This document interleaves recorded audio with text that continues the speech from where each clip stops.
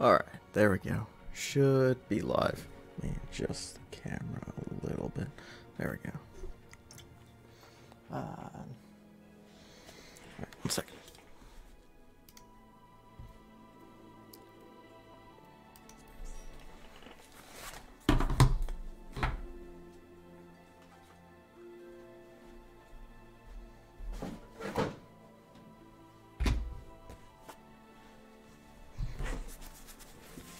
Alright. Hey, how's it going, man? Not much. Not too bad. How about yourself? Doing alright.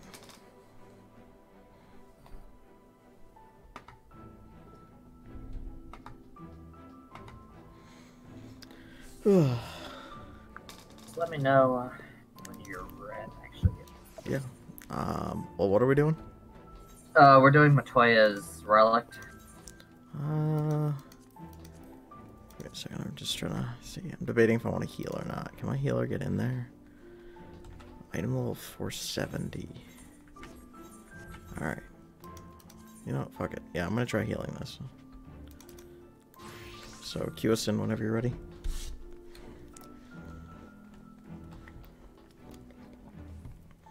I've only done this dungeon once, but I think I understand the mechanics.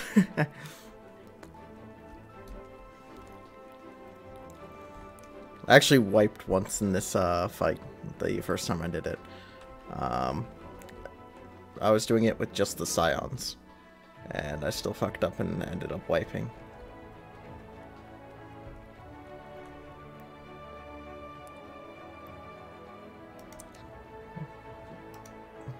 That reminds me. I need to do the Monster Hunter trial at some point. The normal difficulty one or the extreme? Whichever one gets you the mount. Yeah, that's the extreme. Which I'd be down. Probably. I think it's Probably better than the... well, I think it's 4-man, and I think you can do it unsynced. So, in theory, if we could get like a couple other people, like Sosh or someone in there, then we could probably grind that out pretty easily. It's something that I've been meaning to do as well, but I just haven't cared to find a group to do it with. Fair enough. But yeah.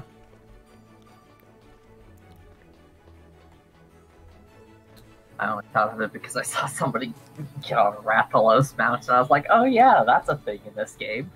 Did you do the holiday event and get your new snowman mount? Nah, I haven't yet. I should probably do that. Yeah, well, the event's around until the 31st, I believe, so you've got time.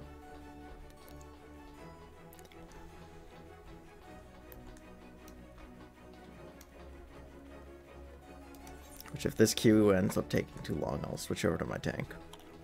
Sounds good.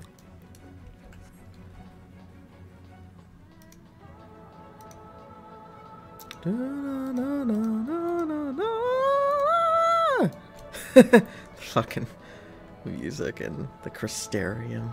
Oof. Oh, there we go.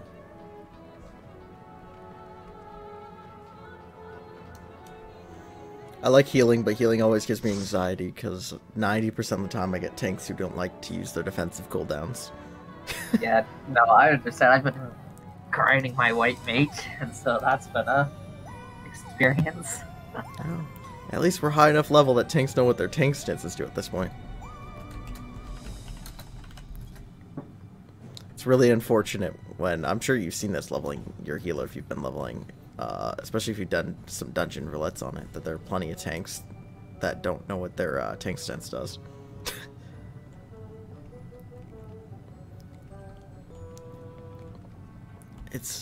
It's part of the reason that I'm under the opinion that Hall of the Novice should be mandatory content.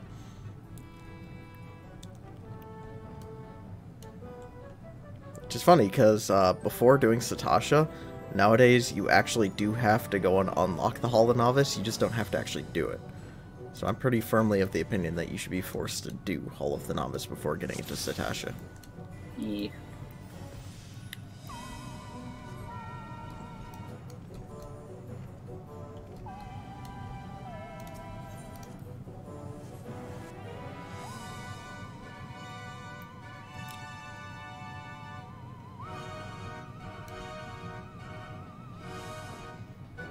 Yeah, this dungeon's aesthetic is pretty nice. Especially the Yeah. final area. Which I'm not going to spoil what it is, but oh my god, it's fucking amazing.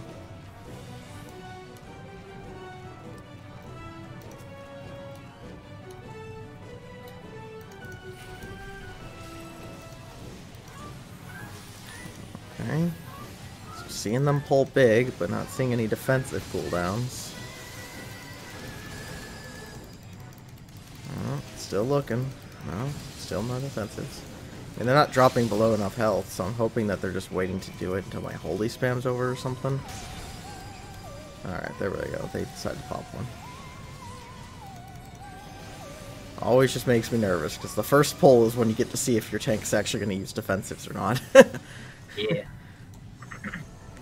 Seems like this one's willing to use some of them, so it's a positive.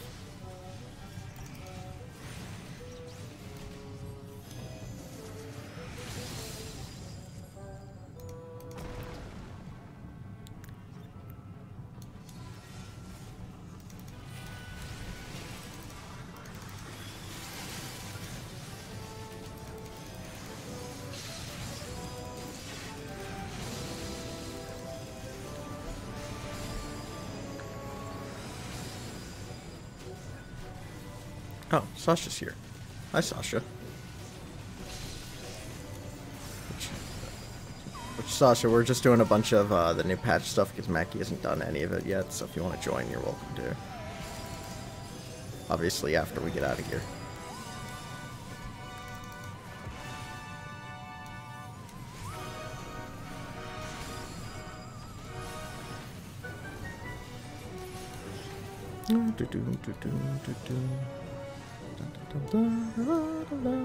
I finally remembered to actually update my stream title. That's like the thing I fuck up all the time before starting my streams. I don't update the title.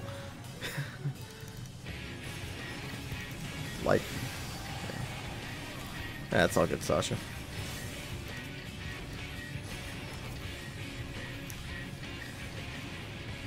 Which apparently Sasha's brother and him are setting up a Minecraft server so they can play Minecraft this weekend. So I'm gonna join them for that. Yeah, I'll play. Yeah, you should totally join us, Mackie. That'd be fun. I haven't... Yeah, alright. Mackie, you're in. Sasha's in chat. Nice. He's saying, hell yeah, get him in here. Alright, so you're going to want to point the ball towards the holes in the... Oh, I see. Yeah. See, so then it goes in. So, in the next time those things spawn, there's probably going to be some ads in those holes, so don't shoot it at the ads, shoot it at the holes without the ads. Alright. Yeah, but I haven't played Minecraft in, like, 7 years, since it was still in beta, so... Dude, like, whenever I get bored, I sometimes just, like, fuck around in creative mode, and it's interesting what they've implemented. Oh yeah, I'm sure it's gonna blow my mind or like weird me out. Like, I'm sure there's tons of shit that back when I played like 7-8 years ago I wouldn't have pictured getting added. Alright, so point your orbs at the holes without the mud monsters in them. Yeah. And obviously try not to shoot your Hit orb through your another player. allies. Yeah. So like I'm gonna also shoot to the same holes, so spread out a little bit, just so you don't get hit by mine. There you go. But you don't have to shoot it directly, and you just have to shoot it kind of near.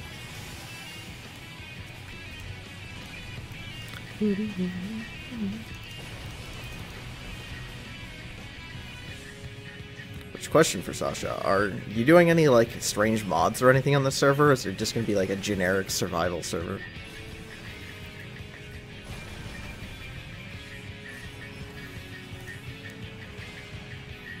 Yeah, that's fine with me.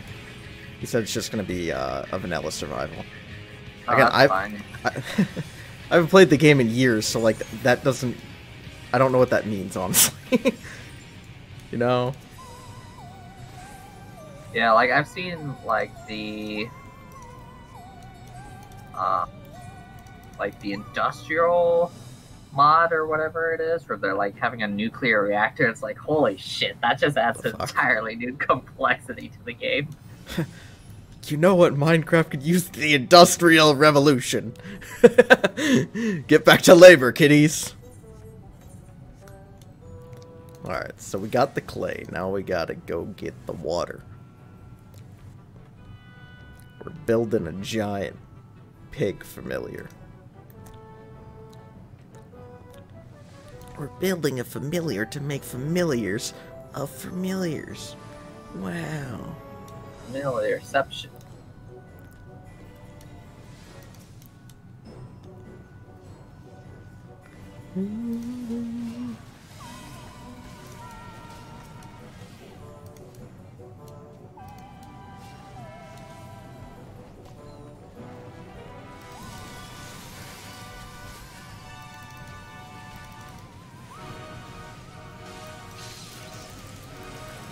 This tank's actually doing a pretty good job.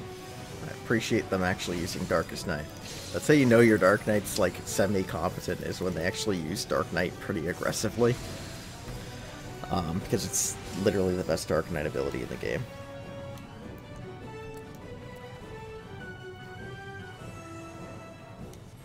Darkest Night is the ability that every expansion I hope they don't get rid of it. Like, I know classes get reworked and abilities get added and changed and stuff, but the Darkest Night is so good, it should just always stay how it is.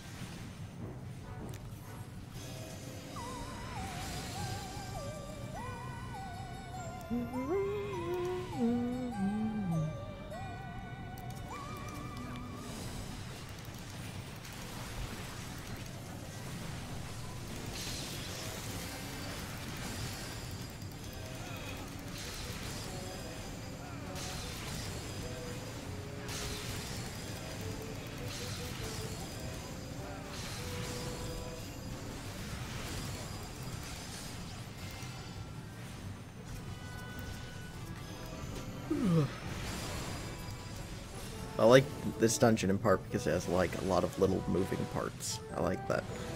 I like when dungeons are more dynamic. Yeah.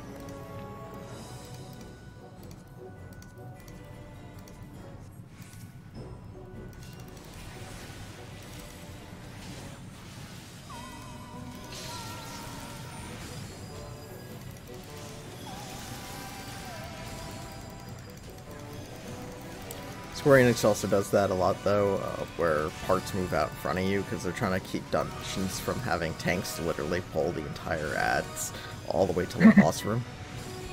Because that was a big thing in Realm Reborn. You just pull all of the ads up until the boss room and kill them. So Square Enix now basically makes dungeons like this to limit you to doing 2 ad packs at a time. Yeah. I mean, I've seen the strat in... Brave Flux Long Stop Hard. No, it's the, which one is it? The one with the, came out... That's not the one, dude. Shit, I can't remember what it is. Amarat? Not Amarat. Whatever the water one is with the lizard people. Amdapor? Yeah, that one. Oh, obviously don't stand in those lines. Alright, so Yeah. You see the left side where that blue tether's going to? Don't stand in front of the blue pipes. Oh. Yeah, Run! Run! Replay line 60. Or that happens. Obviously you don't want to get hit by that. I still made it. Alright, so now he's going to do a bunch of water plumes, and you're going to think you don't want to get hit by these, but you do want to get hit by them. This is where I wiped the first time, because I couldn't figure out what the fuck I was supposed to do. Because I kept dodging these, and I'm like, oh, I'm supposed to get hit. Oh, shit. Right, you got to hit by one of the ones up front. Yeah, I forgot about that. Can I make it? Oh, there we go. Interesting. Yeah. I wiped that the first time, because all the Scions were just standing down there, dodging the water plumes. So I'm like, what the fuck am I supposed to be doing? Until I eventually saw the ads up here, and by then it was too late. Alright.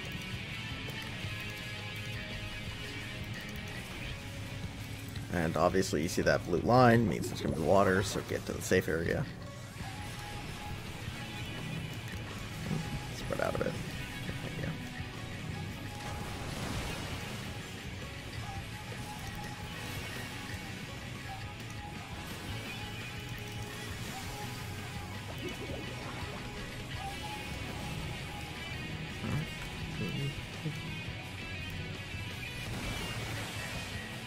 Yeah, those blue lines is the tank buster in this fight.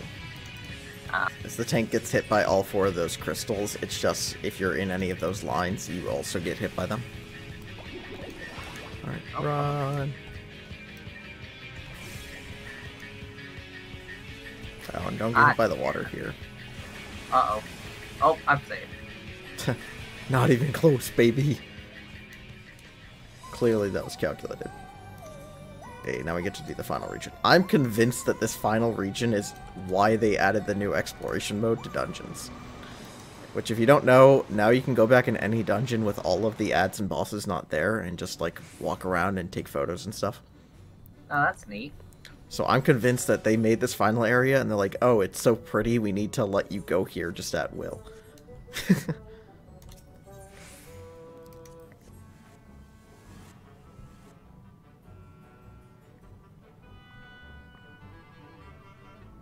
I mean, come on, look at this place. Oh, wow, yeah. Yeah, I got to most of this dungeon. I was like, ah, this dungeon's alright. So far, I got to the final area. I'm like, oh my god, this area's so fucking cool.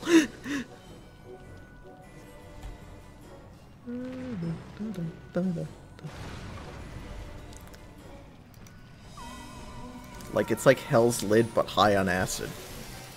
Yeah.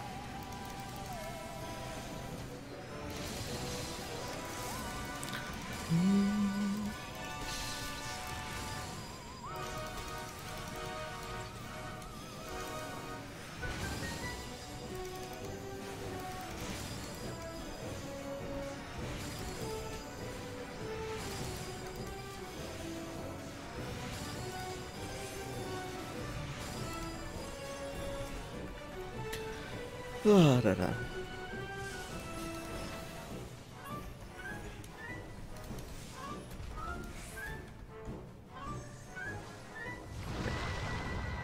So clearly they added exploration mode just so you could come down here and take screenshots.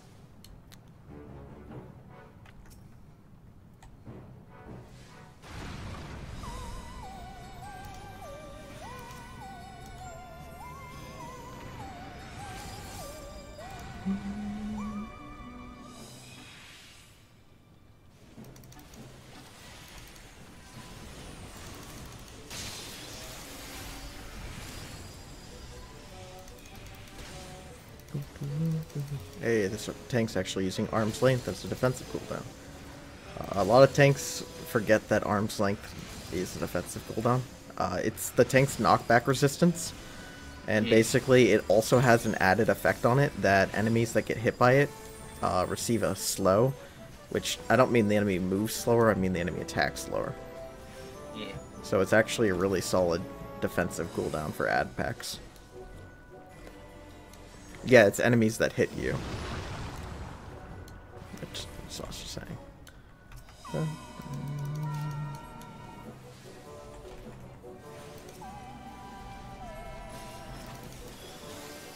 Oh, interesting.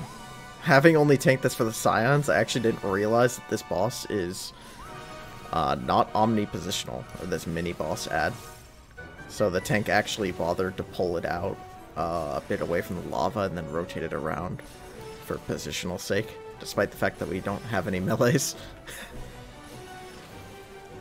It's nice of them, but as a tank I would have been a dick and just kept it facing the same direction, because...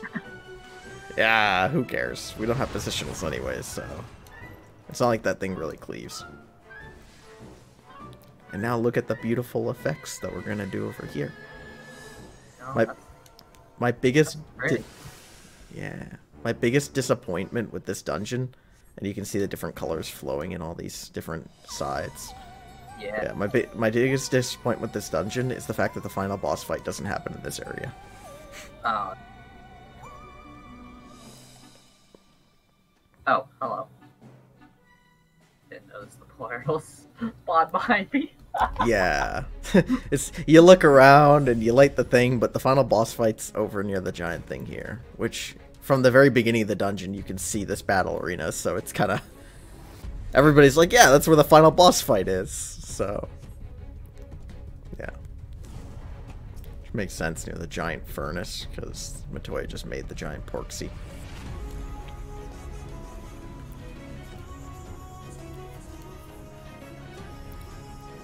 Oh, so we're just beating up a baby. Well, we need Just the way that Master Matoya phrases this. we need to assert our dominance over it. We're going to be strict and firm parents. Not very progressive ones, though, because we're beating the kid.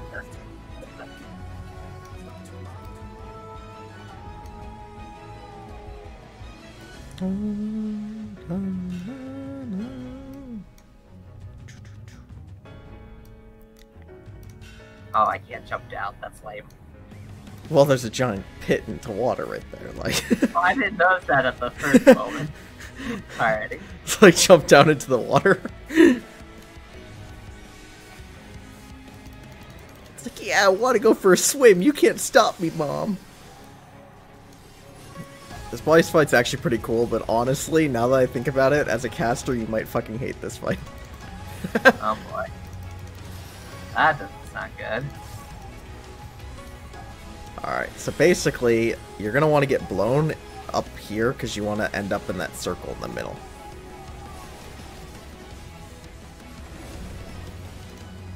That doesn't actually do that much damage at all.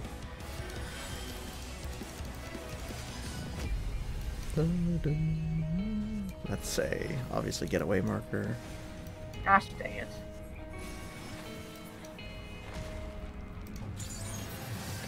Alright, so now the Porksy is going to try to blow us, or suck us, wrong one. And you need to not get sucked into it, and you need to obviously avoid the AoEs. Yeah, this is a pain in the ass. Fortunately, during this part, there's nothing for you to actually attack, so like... You can't sprint here either. Oh, damn. Alright, I got you.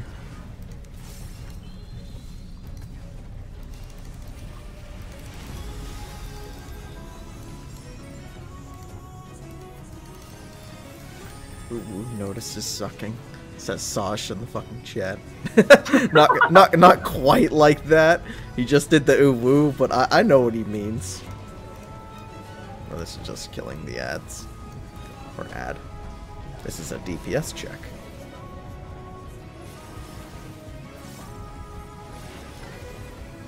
Not a particularly hard one though. Alright, so you see which direction it's gonna blow? Yeah. Yeah, so go line up with that. Which I think this fight mechanically is pretty cool, honestly. Oh. I thought the boss would spawn down here. The tank is being so nice to me by standing in my thing. They definitely deserve the calm. You don't have to move, you're the black mage, like I'll just. Fine. Healers adjust. My health is a healer mechanic. That's my favorite quote as a tank.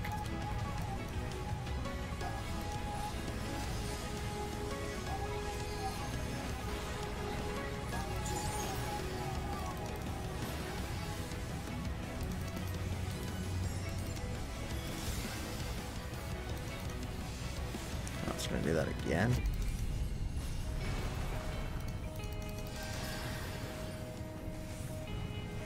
Don't do it again. I've used all my off GCD heals. Stop spamming that. If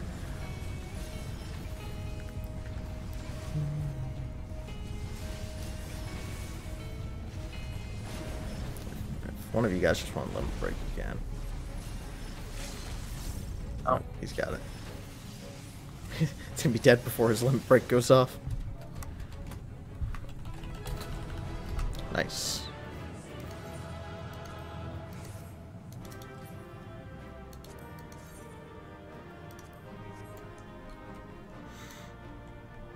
Now you can hang out with your scions.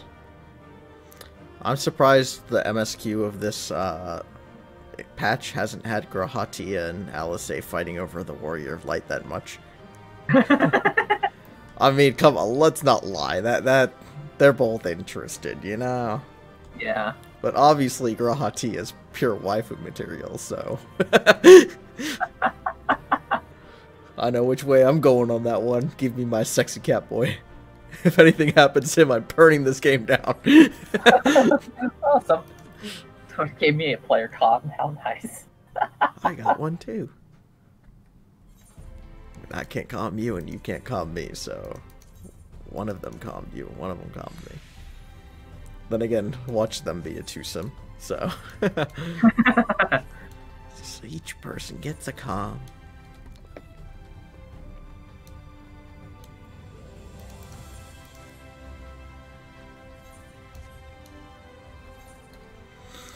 Dun.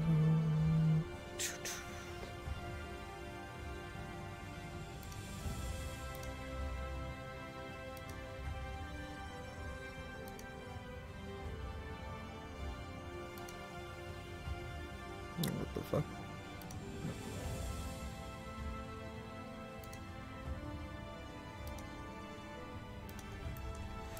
Yep, just let me know whenever you want to do another thing. Yeah, I'm just in a cutscene right now. I decided to do my crafting stuff earlier today, so then I wouldn't do it on stream, because then people can't bully me for how bad of a crafter I am. Like, I still have no idea how to craft in this game. I use like 4 crafter abilities, and that's all you need for the Beast Tribe quests. And the biggest reason to keep your crafters and gatherers leveled, or at least crafters, is it lets you repair your gear on your own. Especially in combat, or not, well, not necessarily in combat, but in instances it's useful. You can do it in combat, but it's not that useful. So, I don't know how to craft, but you don't need to know how to craft to repair your stuff. So, I don't need to learn.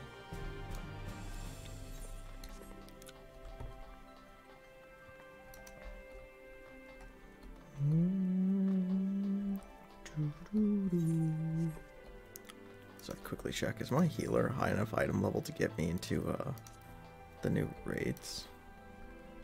Let's check.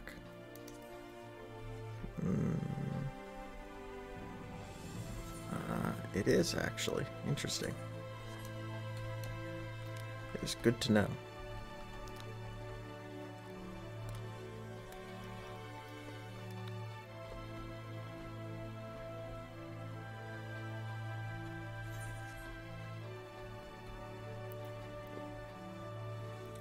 The most important part of this patch was clearly the fact that they added more musical instruments for the bards.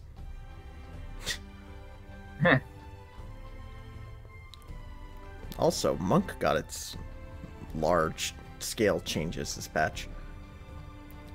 So Monk is significantly more viable now, but it's also significantly easier. But it's kind of a change they had to make.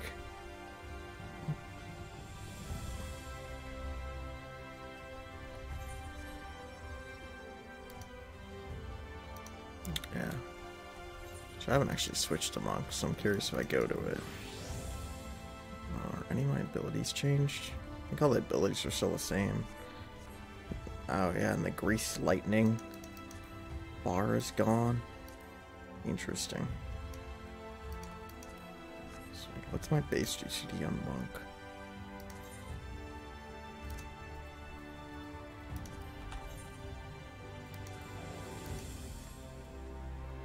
.92.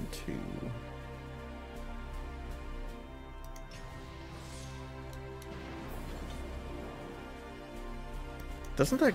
So that gets... I don't know if Sasha's still in here, but doesn't that get rid of the entire point of switching to Fist of Wind on Monk in combat? Because you can't... The purpose before is you could use it to switch to Fist of Wind to get a 4th stack of Grease Lightning. Yeah, so I didn't even think about that till right now, but there's no point in using Fist of Wind in combat anymore, because it doesn't give any offensive stats. So it's back to the old style of just staying Fist of Fire the entire time. And if you're like our fucking Monk, then you'll forget to turn on Fist of Fire for Savage Prog. Lamau. Which, Fist of Fire, Meki, literally all it is you turn it on, you leave it on forever, and your Monk damage is increased by 10%. It's literally... So it's like Tank Stance. Yeah, it's literally the monk has fucking 3 different stances, and they're literally like tank stances. One of them increases damage dealt by 10%, which is your standard one. One increase reduces damage taken by 10%, so monk has their own tank stance XD. And one increases movement speed, which the increases movement speed one used to serve a purpose in combat, because monk's whole point was you'd stack up like Greased Lightning, which is a offensive buff and speed, like in attack speed increase, and you do Fist of Fire for like most of the time, and then you could switch to Fist of Wind and it lets you stack an extra stack of Greased Lightning, so it'd make you punch really fast. But they got rid of Greased Lightning and made it like a passive trait to monk now, so I guess technically speaking monks should just always stay in Fist of Fire and never go Fist of Wind anymore, outside of if they need the movement speed for whatever reason.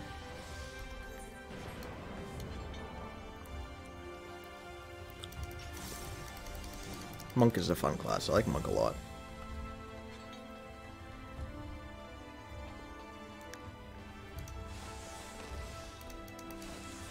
Wait, what the fuck? What does Form Shift do? This doesn't switch your stances anymore? Display action help. Oh. So they buffed Form Shift, so literally it's, you don't need to be in any stance anymore, it just lets you... Oh, but it doesn't shift your stance, so you don't get the stance bonus from that thing. It just lets you use an ability outside of a normal stance. Okay. I've barely played Monk at all this expansion, so I don't know what a lot of it does. And then again, this up patch, they literally just reworked a bunch of Monk, because Monk was pretty unviable for most of this expansion. Yeah. Honestly, melees were pretty struggle this entire expansion, because this expansion has a lot of parts in which, or in the Savage tier, in which the melees are forced away to do other stuff. And ranged, obviously, can keep attacking the boss. The problem with melees, though, is a lot of melees have buffs and things they maintain by doing their rotation. And the worst offender of this was Monk. So getting forced away from the boss, it wouldn't just lower your DPS for the time you're away. It'd mean when you got back, you'd have to kind of ramp back up.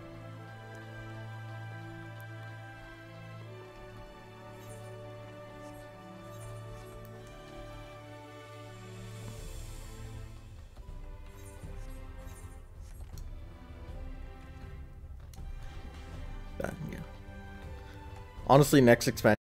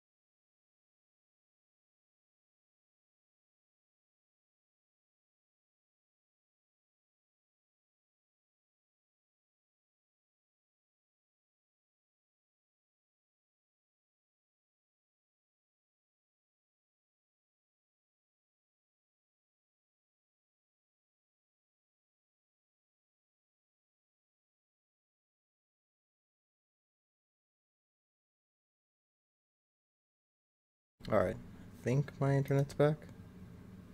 I can hear you better this time, so... Hello. Can you hear me? Yeah, can you hear me? Yeah, there we go. Oh, that's awesome. Love it. That happens literally once a day, and it's not always at the same time. I have no idea why. My internet literally just completely crashes for about a minute or two. That's fun. And it's fun because when it happens during my stream, I like to take my stream VODs and put them on YouTube, right?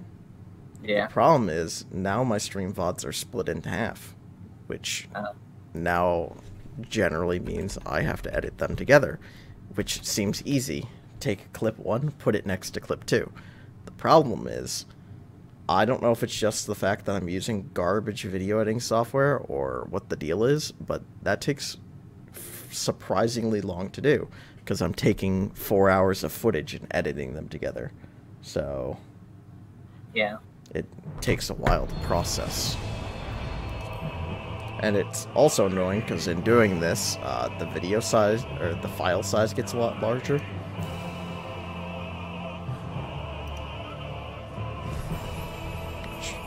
Did I just... Is my stream down again? Yeah. Hello?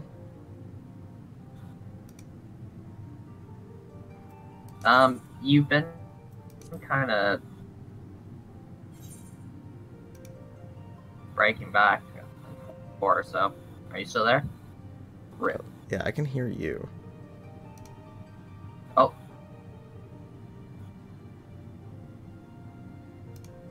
Yeah, you're kind of cutting in and out. So, I'm not exactly sure how bad of an issue you've still got.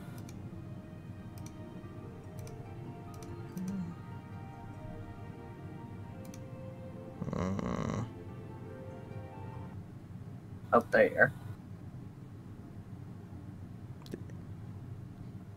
My fucking stream keeps jumping from 0 kilobytes per second to 6,000. Which is, again, fucking annoying, because what does that mean my network is fucking doing right now? I have network, what, every other half a second? What does that mean? 6,000, 0, 6,000, 0, 6,000, 0. Like, what, technically speaking, is happening in the background?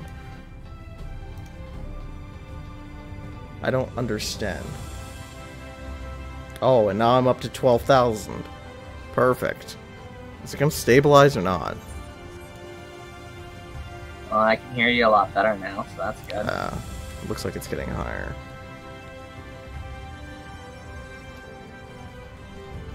I don't know. I think our fucking network provider is just a piece of shit.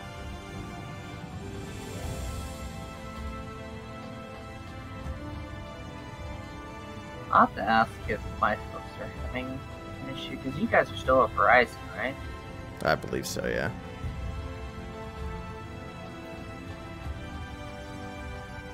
Alright, well, I think it's stabilized back.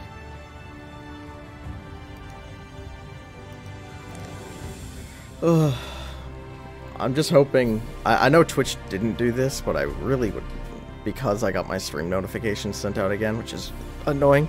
But I tried setting up disconnect protection, in which basically what Twitch is supposed to do if I DC, rather than straight up turning off the stream entirely and saying it's over, and then restarting it, it's supposed to display like a solitary image while the reconnect attempts. But apparently that didn't work. Damn. So I was hoping that would work, so then I wouldn't have to edit VODs together. But no. Why would I expect that to work?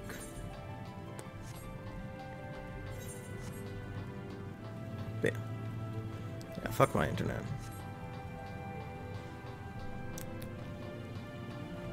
Honestly, fuck all internet service providers in the United States. They basically have scammed taxpayers for years in the sense that our tax money has gone to pay them billions upon billions of dollars to have networks far better than what we have now. And literally all they've done is taken that money and fucking masturbated all over it. Like, they haven't done shit. Like, whenever they all talk about how, oh, they cover all this map, it's like, you know what? You should have fucking 5G over the entire United States at this point. It shouldn't even be a discussion. We've already paid for it, just nobody's holding internet service providers responsible for it. Yeah. honestly, through COVID and everything, I was pretty libertarian for the most part, but COVID has radicalized, and living in New York in general, just radicalized the ever-living shit out of me towards the left side, which sucks because I don't agree with the left on a lot of things. But I'm at the point now where it's like, yeah, basically, we're moving towards a fucking cyberpunk dystopia in which fucking companies basically get tons of money from the government, and they can do whatever the fuck they want to people.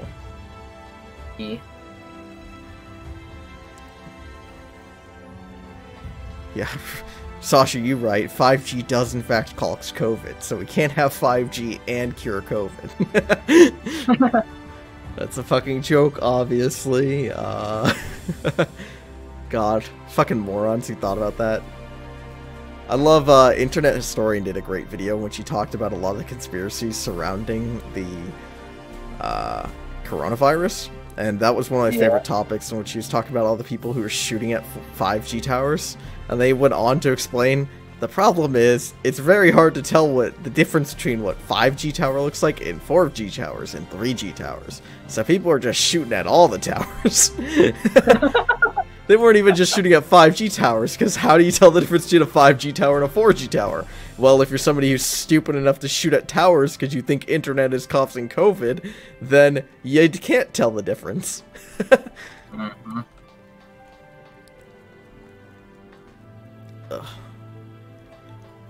Also, I'm at the firm belief at this point that we're at a point in human existence, especially at least in the United States, that internet access and utility and everything, it's no longer a commodity. You know, it's a commodity. Yeah, it's no longer a commodity. It's literally like water. You need it. It's not an optional service in my mind evermore. Alright, yeah. Sasha's got an anti-vax argument here that he loves. You can't trust the COVID vaccine because they made it so fast, but still haven't cured cancer. The fuck? They're too entire. What? They're too. Ah, damn it! Time to ban some motherfucker. All right, how do you ban? Oh, are you looking at my stream right now too? Because I saw that. I'm like, all right, how the fuck do I ban people? All right, are you gonna ban them? Yep. All right, thank you, Mackie. I've got a job to do. Dude, Mackie is my expert ban hammer. I'm gonna stick him on people. Get these motherfuckers out of here. I'm never gonna learn how to do that because I'm just gonna fucking get you to do it every time. Oh shit, Sasha beat you to it. Ah, damn.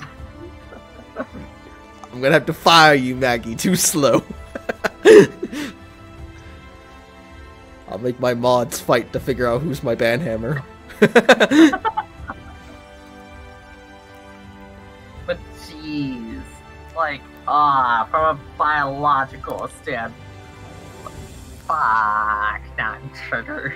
Although I did see something really fucking cool the other day in which there was like a new picture that they were showing in which they used some laser to shoot a cancer cell. And they had it in... I can't even explain the science behind it because, one, I was too lazy to read the article, and two, because I'm not Kyle. Yeah. But it seemed very impressive that they're officially shooting lasers at cancer cells now. I mean, yeah, it's neat, but going back to the original issue, they're two entirely different organisms, pretty much. Yeah, no, yeah, COVID and cancer are not the same thing at all.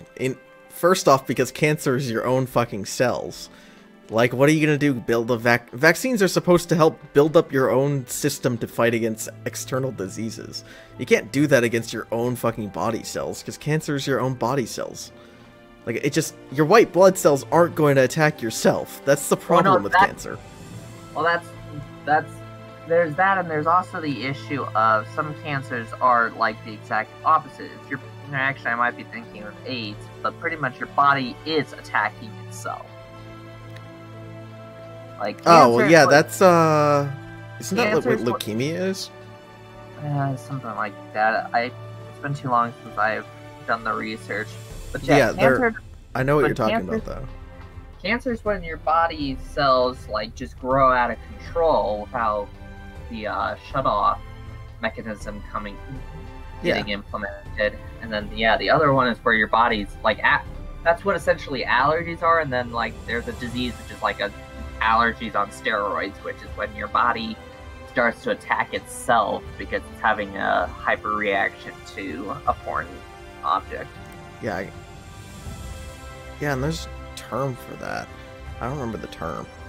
I know they've said it on House before, which Kyle got really upset because I used to talk to him about like medical stuff when he was trying to bounce ideas off of me.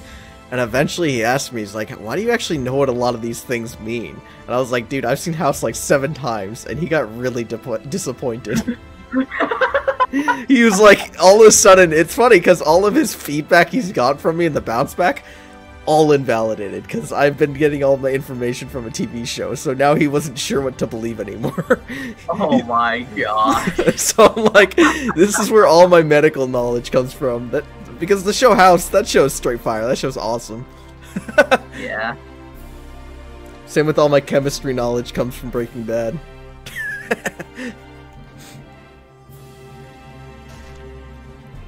What is a BMG? Is that a bullet type or something, Sasha?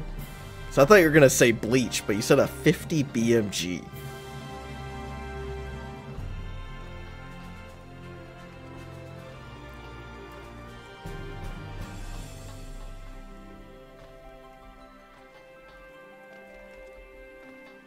Yeah.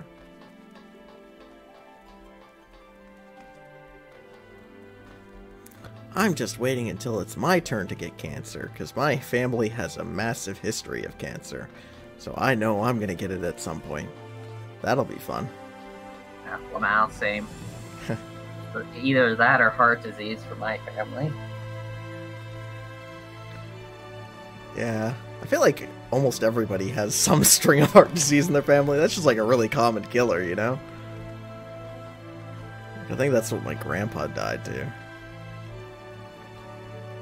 Yeah, well, like, granted, these were, like, outliers, but my mom likes to talk about how, like, I had 2, like, great uncles who, like, died of heart attacks when they were 30. So... God. Sasha's posting gun caliber quotes. Oh boy. Dude, I'm not gonna remember any of this information, Sasha. I understand you're trying to teach me about firearms, but this is gonna go in one ear and out the other here.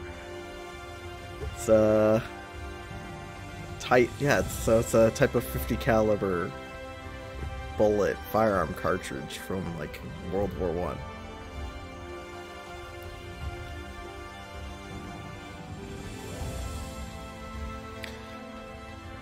But is the 50 BMG nearly as cool as the 50 BFG?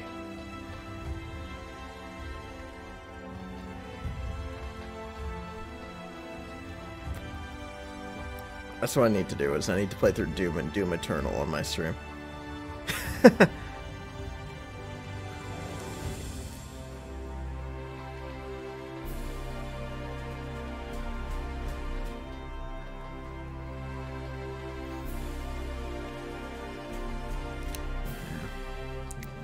At 9 a.m. this morning, my work team had a Christmas Zoom party.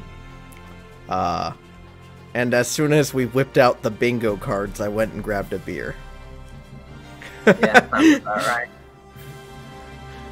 I was like, oh, will I have alcohol at 9 a.m. just because I'm being forced to go to a Christmas party? Oh, I shouldn't do it. It's 9 a.m. I have to work the rest of the day, you know? And then it's like, all right, now we're going to play Why I Want to Be Back in the Office bingo. And I'm like, yep, time to go get the beer.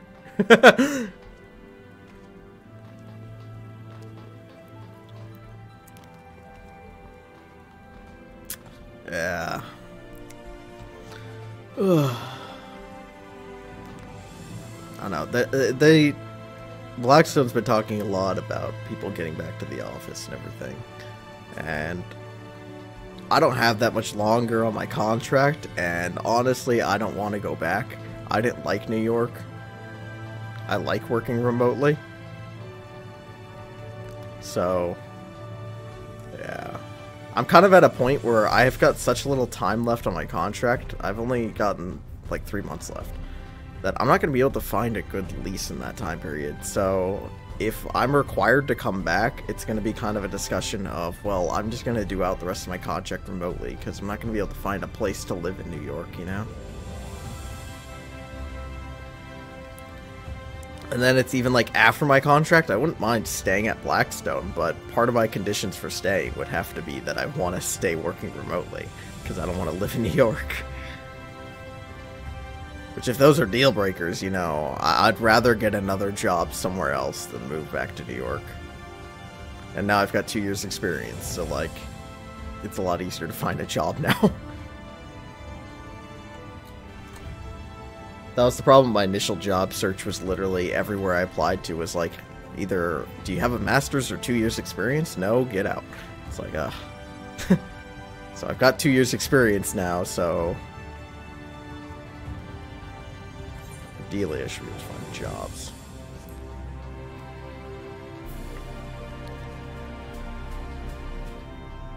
Finding work as a programmer is a pain in the ass, though, because half the job interviews you go to, they ask, do you have some sort of personal Git repo or projects you're working on right now that you could check out? And I'm like, I kind of do that for work. Like, am I supposed to get home and program in Python as well? Like, what? I do that for like 8 to 10 hours a day. Why the fuck would I want to do that at home? Leave me alone.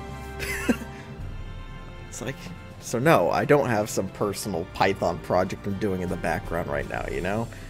And I can't show you my work once because obviously it's confidential.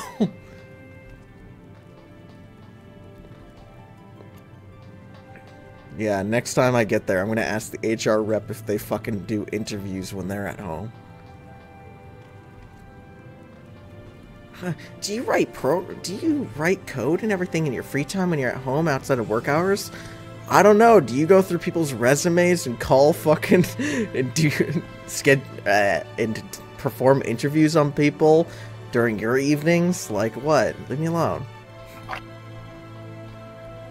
Like fuck off with that. It's such like a weird expectation for programmers, because like I don't even understand why that would make me a better employee, because it's going to make me more interested in doing my own programming than the works one. Because if I'm doing programming during my free time, I'm not going to want to do it during work. Like, I don't know anybody with the patience to literally write code for like 16 hours a day, you know? So if they're writing code for 4 hours a day in their own free time, they're not going to want to write code for another 8 hours of the day during business time.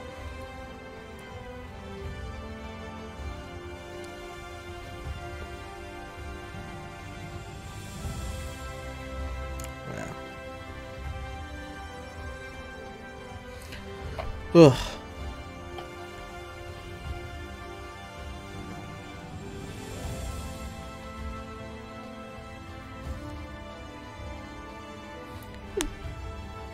What do you mean you're a heart surgeon in your evenings? You don't go to do heart surgeries in your fucking bedroom. It's such a weird standard that it's fun to try to apply it to other jobs. Like, you're a veterinarian and you don't take fucking... you don't perform animal surgeries and put down animals in your bedroom at night? Like, what's wrong with you? It's like, no, I kind of do that while I'm at work.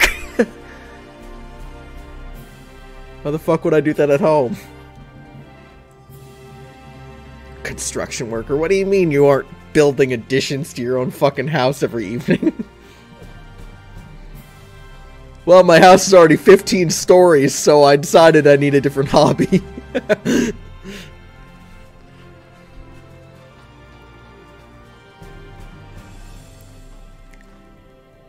Yeah, I can definitely see why people in Square Enix would officially ship Rean and Gaia. Yeah, Rean and Gaia are gay. That's 100% confirmed. Like, yeah, that just is the case. Which supposedly they're the same age, so I don't know.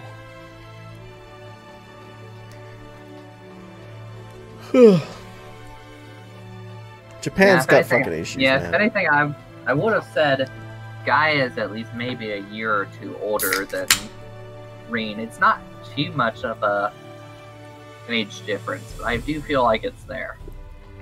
Yeah, I don't know. I know Reen's supposed to be like 14 or something, but the first time I saw Reen and Gaia, I pegged Gaia being probably like 16 or 17, and Reen for me looked like 12 or 13. So it definitely was a little bit like, you're stretching the gap here, you know? Yeah. Like, that's like a high school senior dating a middle school senior. It's, Yeah. Come on, Sasha, no spoilers up in here. And also, I don't want to hear the fact that the fucking lowly vampire is 3,000 years old, so it's technically okay. Like, we don't need to hear that argument up in here.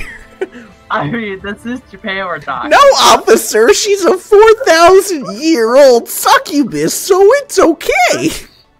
It's like, God. You don't say.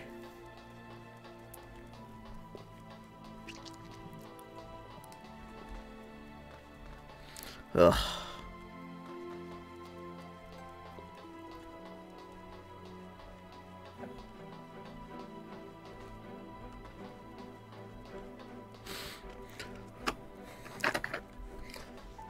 Do you ever spend time on the subreddit r/NoahGetTheBoat?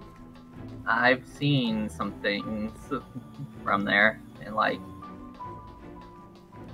just the front page of Reddit, but no, I don't spend a lot of time on there. I like that subreddit. Usually because I get too triggered by what I saw. That's why I like it. That subreddit makes me fucking either confused and angry, or confused and disappointed. It's always one or the other. It just occurred to me because of all the weird shit. But recently I saw something on there was somebody was like trying to justify that like bestiality is a good thing because it helps us view animals in a better light rather than just food or something. And it's like, yes, they're your food and your sex toys. Like what? It's gross. What kind of beta shit is this? Yeah, I was like, that's like the weirdest vegan argument like I've ever seen, because they took the vegan argument to the extreme of basically trying to make animals into humans, and the best way to humanize animals was to fuck them. And I'm like, that's not okay. Officer, yes, this guy right here. The worst part is when people make tweets like that, because most of this happens on fucking Twitter. These are people with, like, their actual names and pictures of their face on Twitter.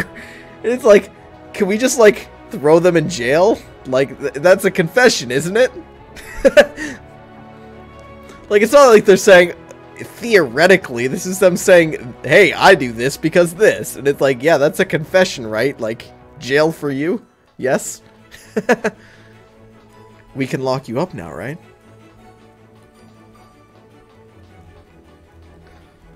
I'm pretty libertarian, but stuff like that's fucking not acceptable. That's fucked up, you know? Fuck that shit.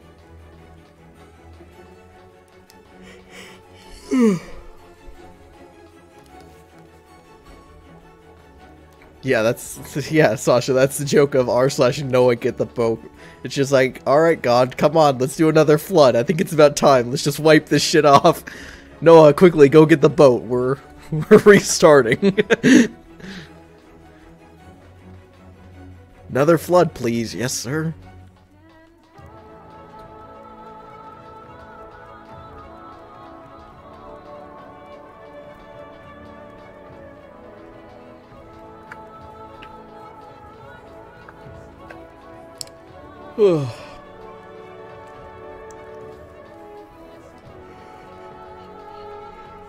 Did you see a bunch of Monster Hunter Rises weapons footage got leaked? Did it get leaked? I saw they've been releasing videos on YouTube like every day or so. Well, those have been like some trailers, but apparently like the Spanish Nintendo eShop leaked some footage it wasn't supposed to of like individual weapons and showing how each individual weapon combos and everything. Yeah. I didn't watch most of them, honestly, but they're on the Reddit if you're interested. The one I did watch, though, and I was pretty happy about, was Greatsword, because it seems to play like World's Greatsword and like the whole triple charged thing and everything, but with a bunch more mobility options and everything. Yeah, I They seem to be doing a lot more mobility in Rise. Like I heard Yeah. Heavy Bowgun got a ton of mobility. I want to see Lance's mobility.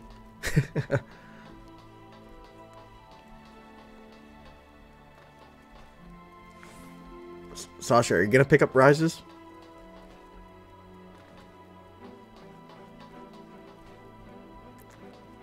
That's one of the reasons I actually bothered to set up my stream, is because whenever Rises comes out, I'm probably just going to play that every day for like 4 hours a day. Because that's basically what I did with World. This World came out and I played it for like 3 hours a day every day after it came out for like a month. So I'm like, I'm probably going to do the same with Rises. And I fucking love the fact that World did so well in the United States that Monster Hunter's doing global releases and stuff nowadays. It's great. Yeah. Like, it's always a shame that we always had to wait so long to get the Monster Hunter games, and a lot of them were... We had to wait to get, like, ultimate versions, and... Just the fact that we get the game now is great. Yeah. I am a little disappointed that they decided to do the whole, like, Nintendo exclusive route with Rise. I feel like they would have had... Yeah. Like, I feel like from a marketing standpoint, they could have stood to make a lot more just staying with, like, console and PC instead of just Switch, but... Well, the thing... What I feel like this probably is a lot of game developers and everything, they coordinate with companies in order to help move hardware. It's part of the reason that Cyberpunk was such a shit show, is because they made deals with Xbox and Sony about getting them out on, like, PlayStation, Xbox One, when basically all the game's development was geared around PC. So basically the console versions were just, like, terrible, shitty ports. They made deals, so something tells me, after the success of World, Nintendo saw, like, holy shit, Monster Hunter is growing great, so they brought Generations over to the Switch, and they teamed up with the Monster Hunter team because they're like, hey, we want to move some goddamn hardware, so let's make a deal. So something tells me it was literally just, yeah, it kind of makes sense in the sense that if they did if they released it on PC and everything, it could sell more. I think the problem there is the game probably wouldn't be optimized for it, and a lot of people on PC would probably complain about, like, what the game is, because it's definitely more of a mobile game. True. Like, it doesn't look nearly as impressive as World did. But that's part of the limitations of the Switch. But, so there's... I feel like there's decent reasons for them doing it how they're doing. Plus, honestly, though, from a aesthetics perspective, you know, all the Monster Hunter games, except for World, have always looked kind of like... I can't remember who said it, pretty much a PlayStation 2 game. It's just kind of the natural aesthetic. Yeah. And, I mean, honestly, Rises does look pretty solid. It looks, again, similar to Generations, but a little bit amped up. But it's a limitation of, again, being on a mobile system and expecting good, like, open world and good actual combat and everything. You have to expect some sacrifice of looks for performance and everything. Yeah. It's just the whole thing of Monster Hunter World is really what popularized the series in the West. So I think they definitely wanted to avoid having Rises be the follow-up for, like, the PC version and Xbox and everything, because a lot of the new Monster Hunter World fans who aren't used to the old Monster Hunter games, for them it would just feel like a step back. Like, it'd be like, wait, World was great, what is this? Well, if it's just on the Switch, then it's kind of like, oh, well, it's like a mobile game, you know? It's for the Switch. Yeah, that's fair. And again, I guarantee you it was also some sort of deal between Nintendo and them of, holy shit, Monster Hunter's popular again? Hey, you want to make an exclusive? Nudge, nudge. Yeah. Which...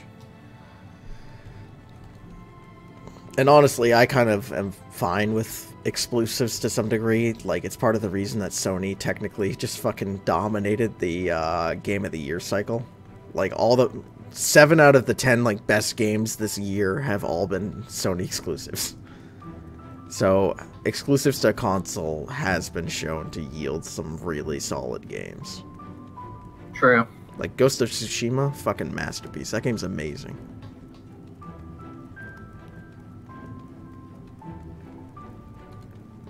It's part of the reason that if Ghost of Tsushima actually gets a sequel and Sony keeps dropping Fire, I might actually have to look into getting a PS5. Just funny, because I was like, I don't want to pick up any more consoles, but then here comes Sony just fucking dominating with the exclusives, and it's like, okay, well, I might have to do it. Yeah. Basically, just if the team that made Ghost of Tsushima makes another fucking game, I'm gonna have to play it, so... Because again, that's one of the best games I played in a long time. And honestly, that game is part of the reason that Cyberpunk is so disappointing. Is going from playing Ghost of Tsushima, which is such an amazingly polished product, to going to something that clearly needed another like 2-3 years of polishing. Yeah. It's like we're gonna buy some stuff. Have you heard all the drama surrounding Nintendo recently, though? Yeah, but yeah, I saw their tweet, and I saw what a fuck up they made, and then copywriting all the fucking replies that they got. Yeah, that's been fun to watch. Hashtag free Melee.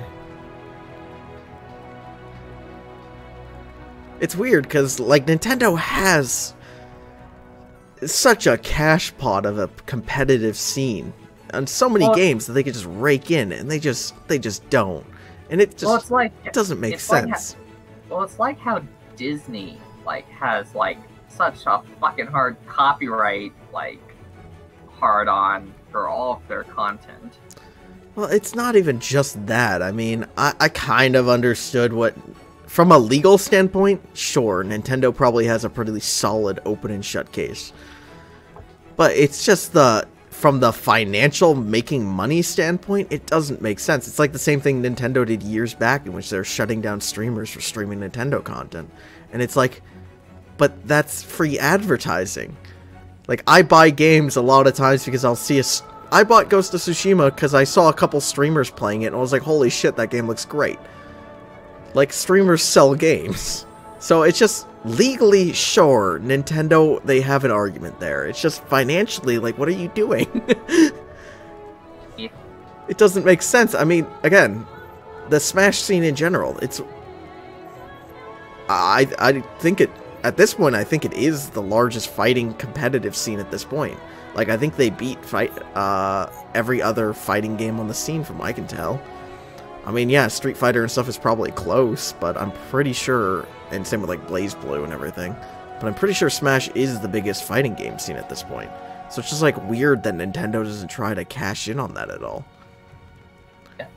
It's like even the Smash tournaments that Nintendo does run, because they do it occasionally, they always have such a stupid and weird rule set. Which is in part because Nintendo doesn't really like the competitive rule set, because Nintendo prefers items and stages. Yeah, they prefer the party scene. Yeah, and they think it's better for attracting, because again, the whole mentality is, well, casual players are more likely to buy the game if they see a more casual gameplay. But it doesn't make sense to run competitive tournaments that way, and people who are watching competitive tournaments are people who would prefer to play in a competitive way, from my experience. Well, it looks like we're not going to be able to do Eden tonight. I can't buy enough high enough item level gear. I'm still a couple levels short, so I'm just gonna wrap up main story quests so that way I can unlock. Let me check the market board, see if I can buy you something. Oh, nice! I can unlock expert dungeon. Yeah.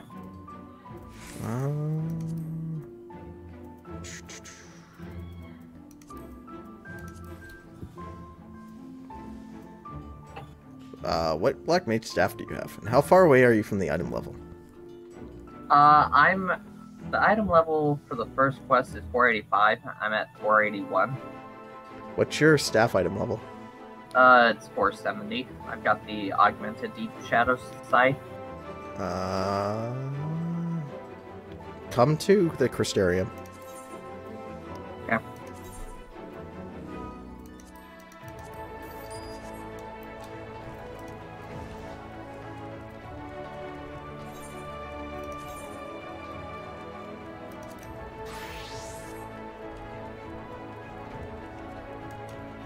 Where are you at? There you are.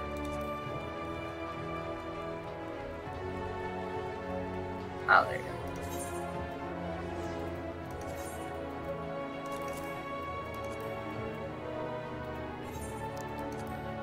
What does that do for your item level?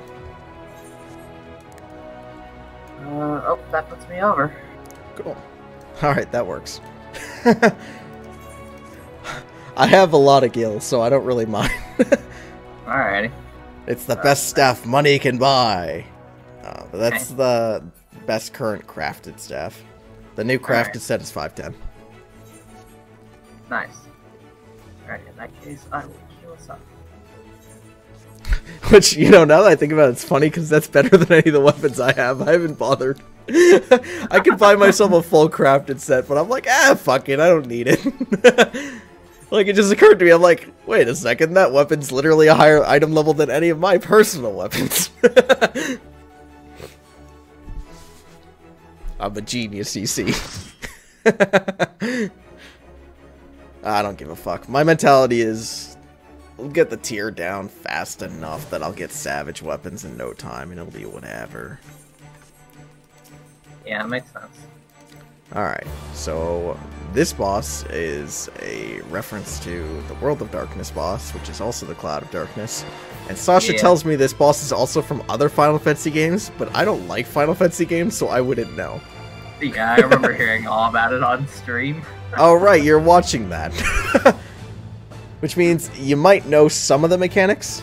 I know you've been seeing our Savage gameplay a bit, so this is obviously going to be easier than that.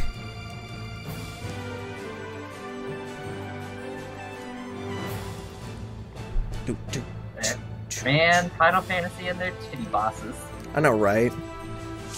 It's like, Jesus, can they just have one tier without it?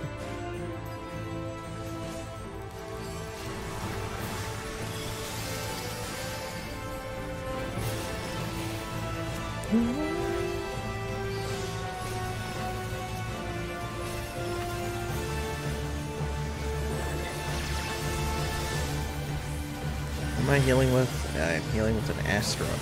Alright. Oh, don't be on the side with the orb. My bad. Yeah, That's us. Oh, Ah, shit. hope you like moving.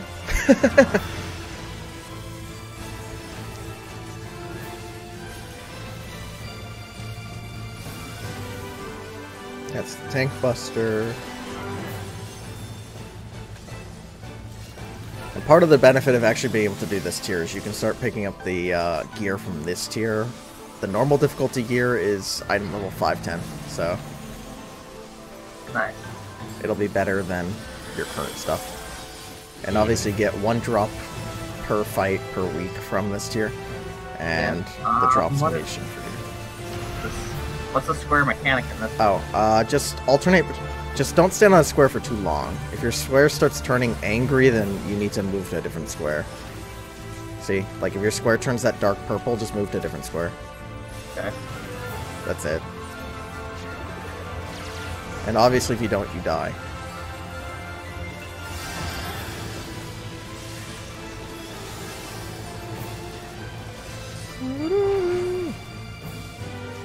Oh, the other healer's dead. Why is the other healer dead? Rip. There's not really much that can kill you during this part, honestly.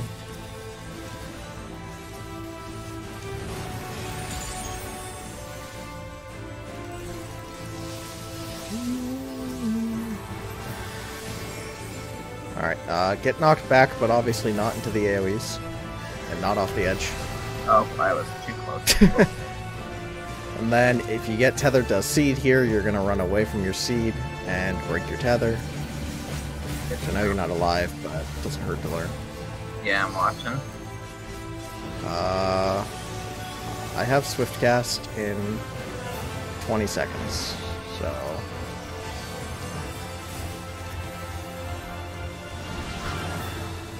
Wide angle, so you get to the sides over here.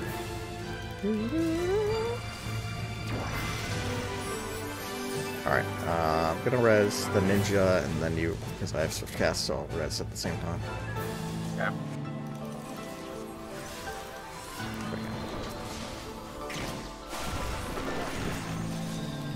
shit. Just stand still if you're still in the thing. Yeah.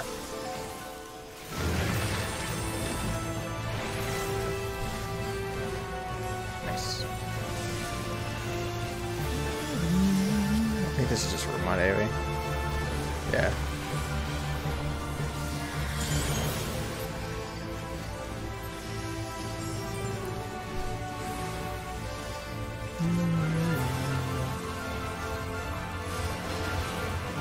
Good thing I'm healing, because I'm carrying the shit out of this other healer. This other healer's already died twice. Alright, one person in each meteor, so don't stand in one if there's already someone in one. Yeah. Well, you've got a guy in with you. Yeah, I don't trust him to stay in it, though, so I'm staying in it. Oh, and again, the Art of Darkness, that means she's going to hold an orb in one hand. Whatever side the orb's on is the... It's going to cleave that half the arena. So... Okay. This is just remote AoE, I think. Yeah.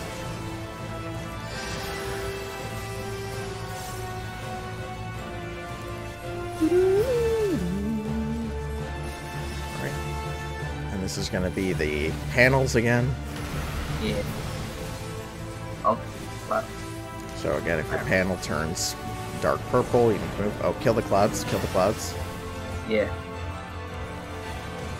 Hope I can move.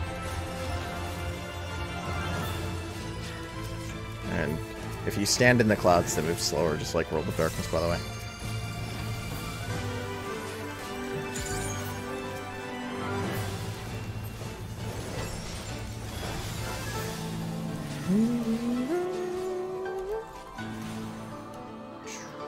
Somebody stayed in the square too long.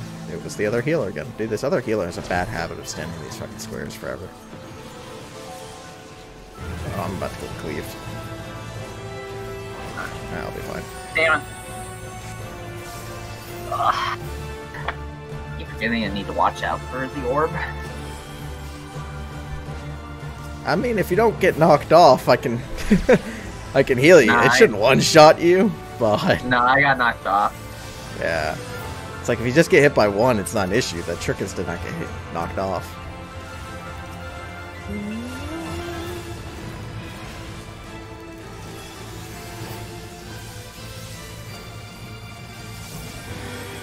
Alright, get knocked back, but obviously don't get knocked back into one of the seats and don't get knocked off. And your seat's going to tether you. Again, just run away from the tether to break it.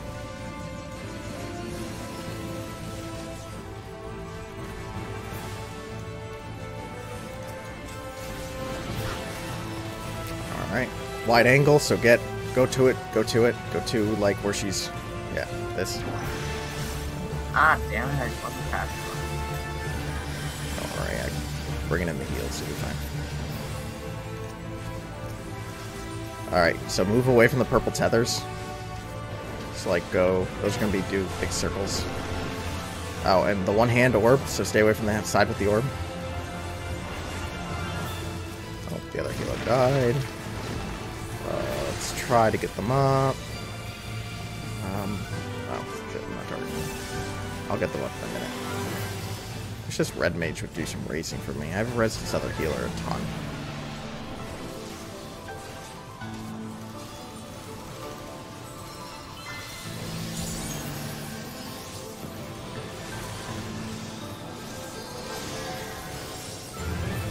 I'm learning. I'm proud of you. As the Red Mage decides to blind us. It's like, just let the fucking DPS do it. The melees. Yeah, the ninja should be doing that.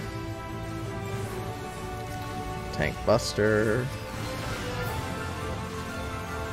I better get tons of comms for this, because I'm carrying the shit out of this other healer.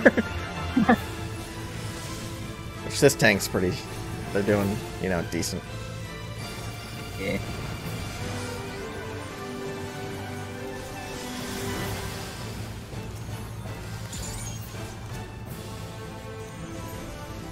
Alright, and again, panel phase again.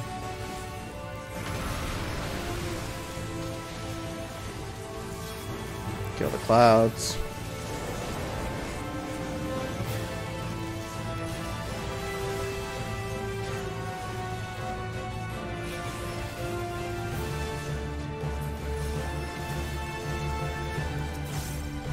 The ninja's dead. Why is the ninja dead? Oh, he's standing in the middle. Yeah, that'll kill you. If you touch the middle square, you die instantly. Fair warning. No. It's angry and glowing purple for a reason. Oh, and don't stand in front of the clones. Oh shit. Get out of the way, yes. And that's the hand. Jeez. Dude, this other healer's dead again.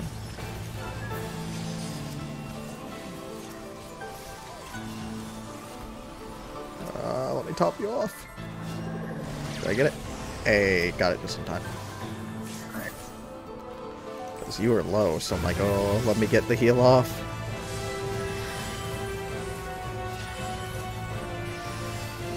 Oh shit, the red mage actually did some racing for me. Thank God, because so many people were dead. Okay.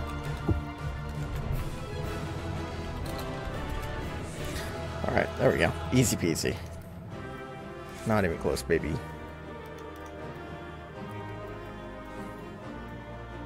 I died twice. I'm proud of myself. I'm gonna roll fucking... You can get one of these a week, and different things can be exchanged for different stuff, obviously. Yeah. Accessories, you only need one to exchange it for accessory. I think belt is the same, you only need one. You need 2 boots in order to get a pair of boots. You need 4 pairs of pants to get a pair of pants. 4 chest pieces to get a piece of chest. Or 2 head pieces for a headpiece. So basically, normal armor pieces are 2, chest and pants are 4, and then accessories are 1. And you can get 1 drop per each of these fights this week. So if you don't get a drop for one of these fights, you can always just keep redoing the fight until you get a drop if you want.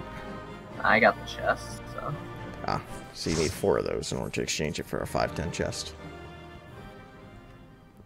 So you can try to win 4 chests this week, or if you don't care to get it this week, you can always just roll on whatever this week and eventually get the chest whenever you win them.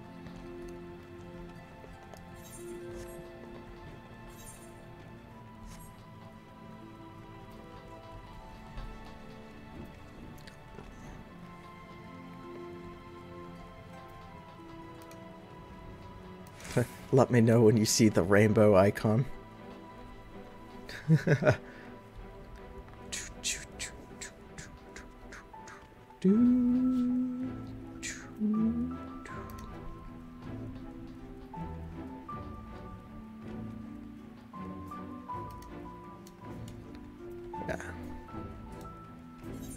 Savage version of that fight's pretty fun. And honestly, it's not that hard. It's just people don't know compass directions. Yeah. Is Sasha still in here? Because if he is, I just triggered the shit out of him.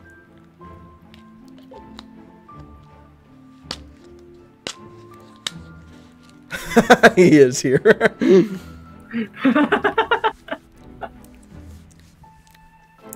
Alright, I mean, I don't know why he wasn't the one who seemed to be having problems with your dude. No.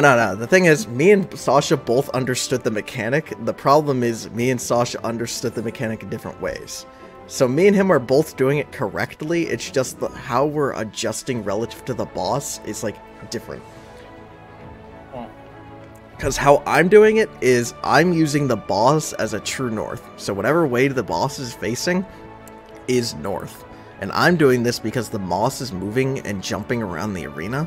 So this is a way for me to always have a definitively established north in my mind. And then I'm adjusting relative to that.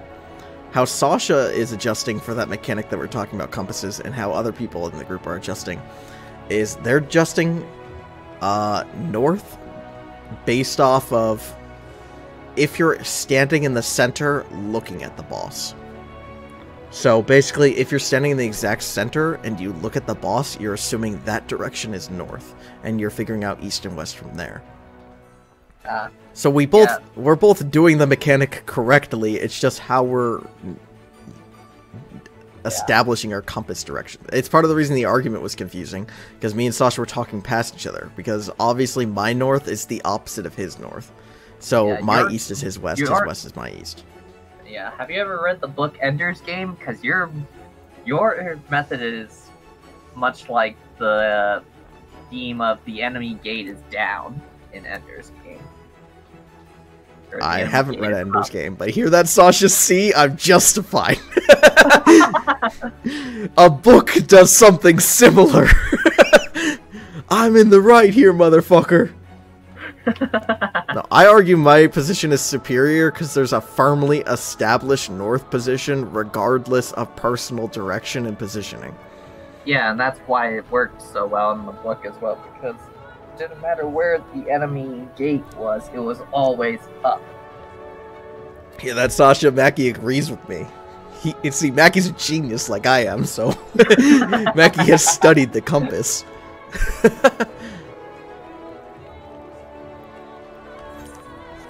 Get fucking wrecked, nerd.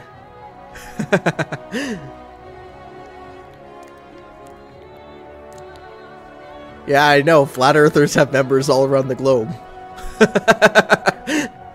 I still don't know if Flat Earthers are trolling or not, strictly because they were selling one of their logos for one of their conventions was literally that we have members all around the globe. And I'm like, are Flat Earthers actually trolling? Like, I can't tell. Like, you can't be that fucking stupid, can you?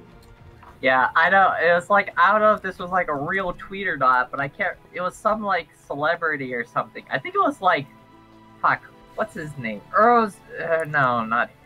Who's the black guy who does? Who's the black guy? No one black guy. You're talking about Neil deGrasse Tyson. Yeah, he was. Who's the black guy? I don't know.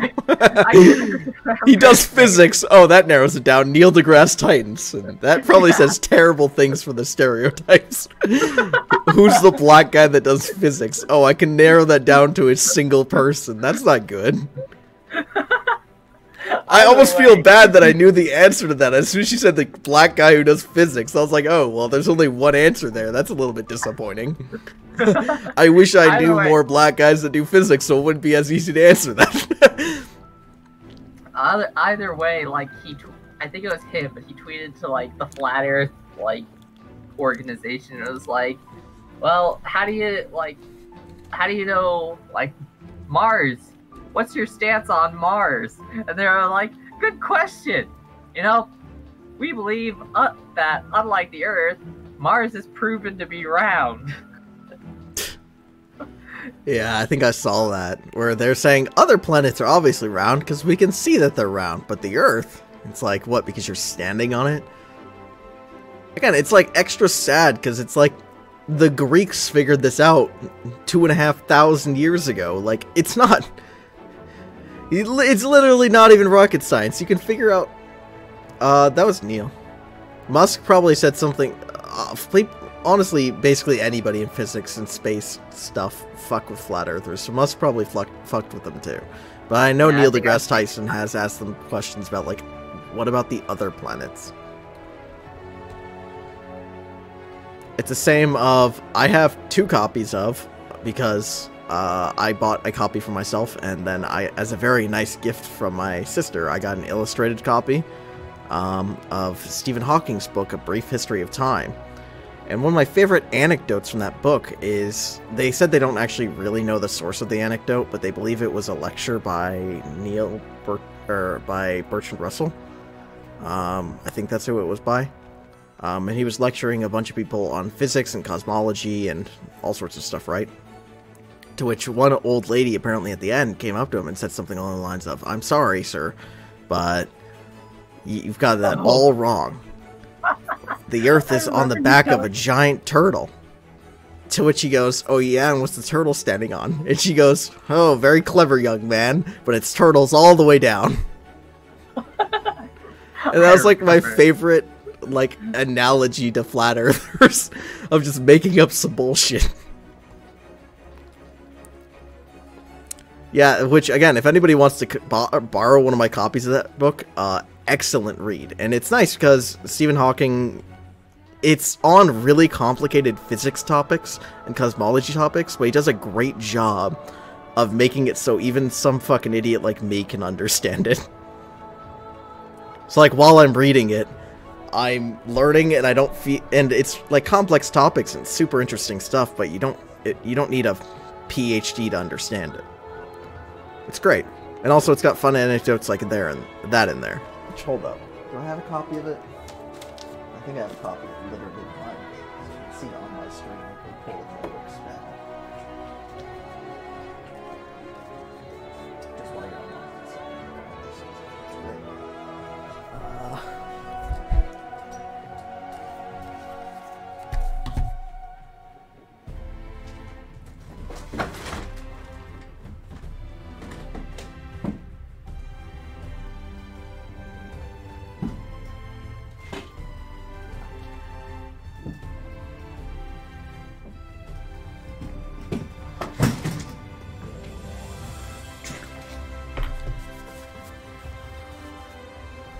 Here we go. This is the book for anybody looking at the stream. Stephen Hawking's A Brief History of Time. Fucking excellent copy. Which it's funny, if I remember another anecdote about this book, is this is like one of the only books that's actually successfully outcompeted the Bible in sales at one point. Something like that.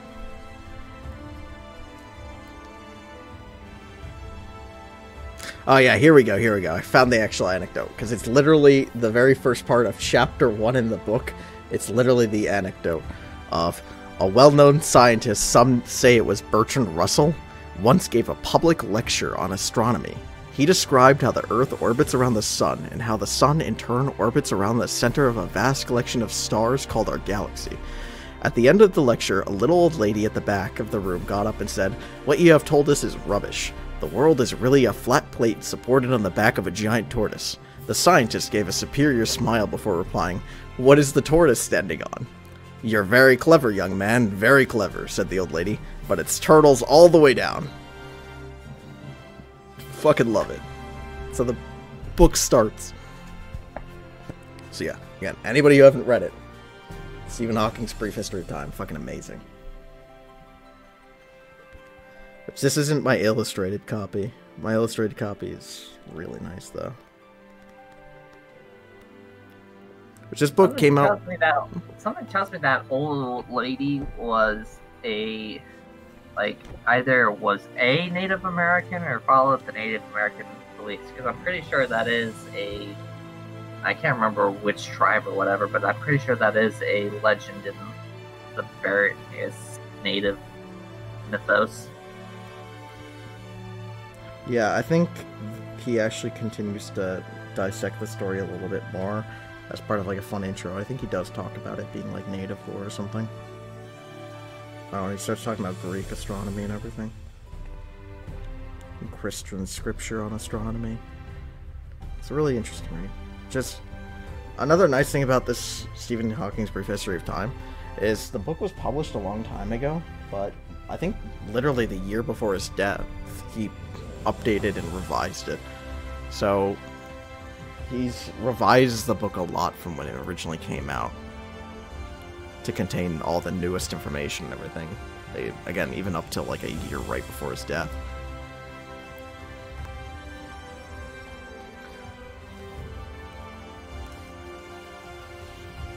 But yeah, I mean, physics and cosmology is absolutely fucking fascinating, and it's sad how people just assume they already have the answers. Like flat earthers, the biggest thing that makes me sad about them is the universe is so vastly interesting, and they have themselves such sealed off that they can't like truly appreciate it. It's just sad in my opinion. It's like the people who are hard solipsists and they believe that the world is entirely a creation of their own mind. It's like it's such a sad position to be in, because you've limited yourself to the point at which there's no point in exploring past the boundaries you just established. Like, if you believe the world's flat and everything, well, why move past that, you know? You're just living on a flat planet. You might as well not study the cosmos or anything, because who gives a shit? You're at the center of the universe. You're all that matters. Fuck it. Yeah. So just sad. Because the universe is so vast and interesting. Again, just like, you can be blown on your ass just by spending an afternoon staring at pictures taken by the Hubble telescope. I mean, some of that stuff out there is so goddamn amazing.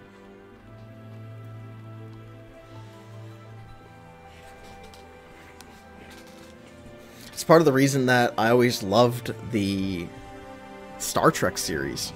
It's because that was like the whole premise of the series, is just to go and explore what's out there and to tell stories about that. Like Star Wars and everything, I always thought was, you know, entertaining and all that, but I always preferred Star Trek because it's just like, it's going into the absolute wonder of crazy shit that could be out there, you know? Because you're a nerd. Dude, I am a nerd. Dude, I don't lie about that. I say I'm a nerd. Dude, my Twitter bio says I'm a nerd. Yeah. I don't lie about that, dude. I'm a nerd who can back it up, you know? A geek is a nerd who can't back this shit up. I don't give a fuck. Star Trek is dope.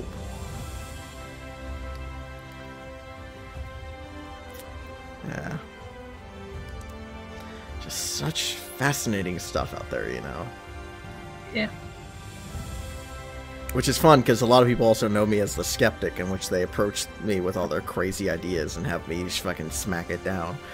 And it's like... yeah, there's tons of amazing, crazy shit out there, but you shouldn't believe it's out there until there's some evidence of it, you know? Yeah. It's like, yeah, there's probably some alien species out there that fucking breathes methane and shapeshifts to look like your mother, but it doesn't mean you should believe it's out there until you have some evidence of it.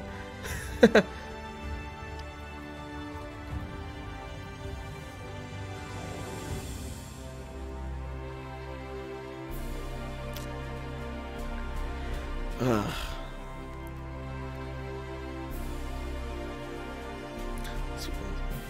Makes me think, if you haven't heard it, I definitely, again, recommend it, which I'll recommend anything Tim mentioned, because he's great. But it still, again, reminds me a lot of, he did a kind of beat poem rap thing called Storm, and basically it's kind of a beat poem of him arguing with a, like, new age medicine person who believes in all the hippie nonsense, and basically doesn't believe science is actually real and all that shit. And basically the end of his argument is along the lines of, like, there's so many amazing and crazy shit out there, and you're basically just dismissing it all to hold your own position. Like, as he uses the Shakespeare quote, which gets misquoted at him, of, there's more things in heaven and earth than there are in your philosophy. Which people use that to argue that, it's funny, people misuse that quote all the time to try to say, science is saying it knows everything, therefore there's more thing in heaven and earth than there are in your philosophy, to basically try to argue a religious standpoint. To which that argument actually wasn't for that. The argument's whole point was basically to argue any philosophy that says they know what's already out there and they know what is too limiting. There's more things in heaven and earth than there are in your philosophy. Yeah. So it's like, if you already think you know everything that's out there, you're wrong, because there's more things than you could possibly know. You had a massive deja vu about what, Sasha?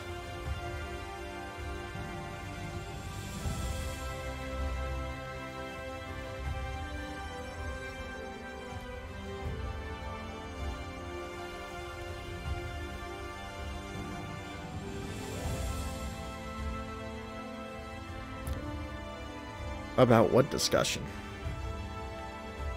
Dude, Sasha, I've talked about this stuff with you a lot, but you're drunk a lot of the time, so I don't know what you remember.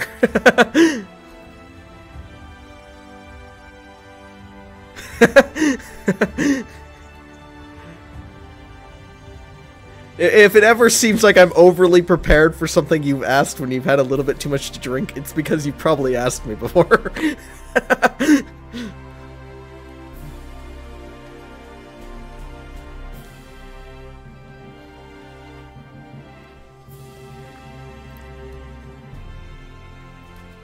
The fortune in that I don't drink that much is that I remember a lot of that stuff. And I still feel bad for that one dude who just like rage quit out of our conversation. I still feel like might have been a little bit harsh on him. Nah, because we said the same thing so many times in so many different ways, and he couldn't get it through his skull. Oh. That's what indoctrination will do to you, you know? It's actually funny, that's one of the most radical arguments that Dawkins ever made was basically the argument that indoctrination should be considered child abuse because it basically limits how you can think and forces you to stay in the mentality that you're in. So it's the argument that basically giving people, you know, religious and political indoctrination before a certain age, before they were taught how to think properly, before they're taught, you know, the bases of epistemology, you shouldn't be cramming their head with basically all your own beliefs. It's unethical to do so. Which I'd agree it's unethical. The trick is, how do you stop it? Alrighty, I'm about to queue us up whenever you're ready. Yeah, I'm good. I'm just gonna stay on healer, because I carried the shit out of that other healer, so I assume I'm gonna have to do that all night long, baby. Also, because I already tanked these fights, and I want to try healing them. I like to mix it up.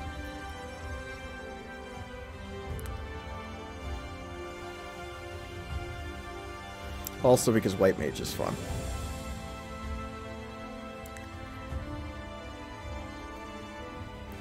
Also because Sasha knows all of my gripes I have about co-tanking with pug tanks.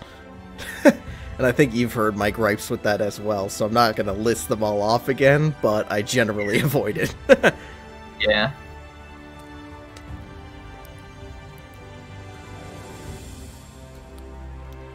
I feel like that's one of the real reasons why tanks are always the required class in like so many queues, is because tons of tank mains don't want to queue up on tanks because they're so sick and tired of all the other fucking people, like other co-tanks, and they're tired of DPS. Like, I get sick and tired of dancers because dancers are fast as fuck, right? So they can always outrun me.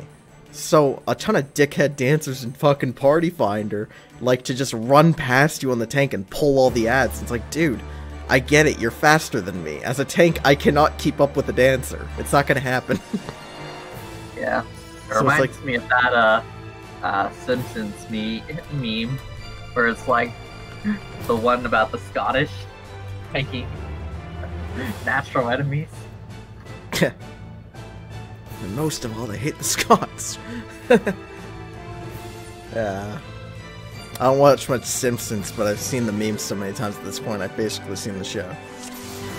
Yeah.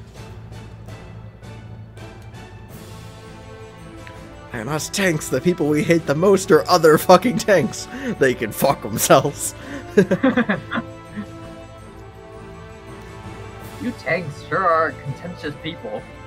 You should create an enemy for life. There. Dude, tanks are typically of that alpha personality, the type like that are really like... I don't know how to describe it. Again, saying it's like the alpha personality, it's like a bad way to describe it, because I'm definitely not like that, but I just mean the hard-minded personality, I feel like is the better way to word it. Yeah. Like, healers typically seem like they're pretty flexible. DPS just want to do their own fucking shit. They like just looking at their animations and getting big numbers. And tanks are like the sturdy, like, I'm just gonna do things my way or the highway. Like, stubborn fuckers. I mean, that's why I became a tank, is because I was so tired of other fucking tanks doing tanking badly. So I was just like, I'm just gonna do it. So I was a DPS main for a long time. Oh yeah, don't get cleaved. I'm good. It's a good general recommendation, I find. Yeah, so this portal is gonna, like, mimic what he's doing, I think. Yeah, so, like, he did the forward cleave, and then the portal did the forward cleave as if he was standing from that portal.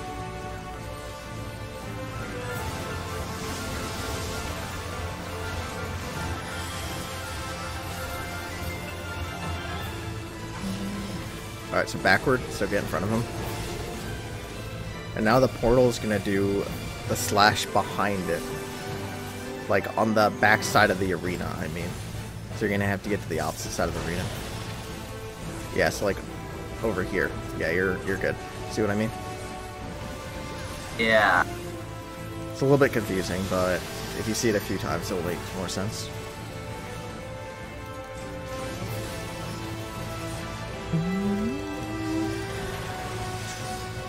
Alright, so now these are gonna fucking run around in circles. So watch the one with the tether, and yeah.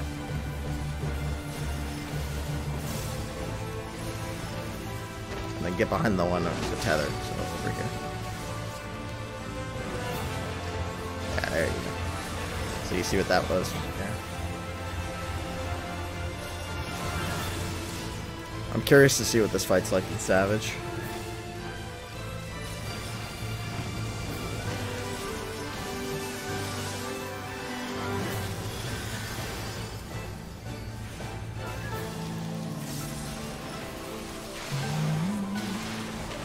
That is a portal. Well, you're gonna... What is this? I think you have to get, like, behind him or something, maybe? Oh, it's that. Ow. You're fine.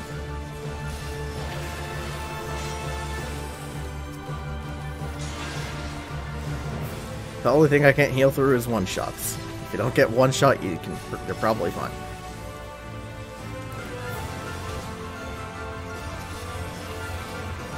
It's Tank Buster. Oh, the tanks actually swapped correctly. Interesting.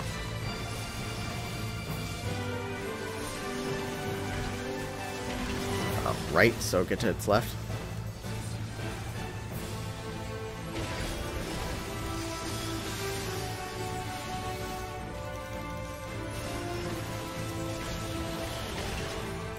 Alright, it's right again. But right of the shadow. Oh shit. Oh. Damn it. Oh, nice. Hey. Fuck. You're fine. Alright, so 2 people have to be in each of these. So if there's already 2 people in it, then don't worry about it. There's only 3 of these, so only 6 people have to participate.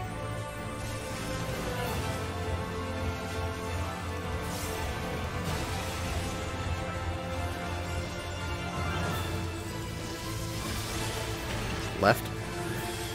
So it's gonna be left of the boss and then left of the portal. Oh shit. Oh, it's just left of the portal. My bad. Damn it. Oh, fuck. Nah, that was a bad call on my part. Am I gonna die? Nope.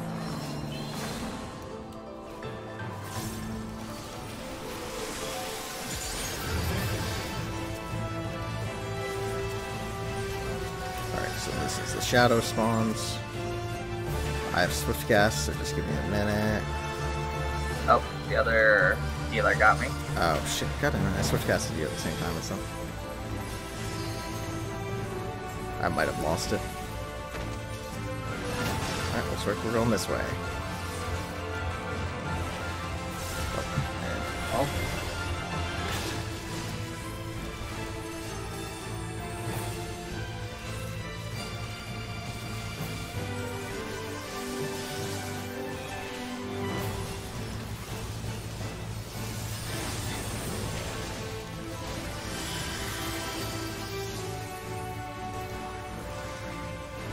Alright, let me get this raise out.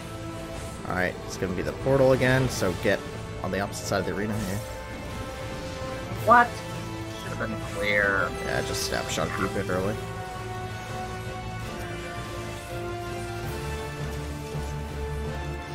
Alright, I'll switch cast in 1 sec.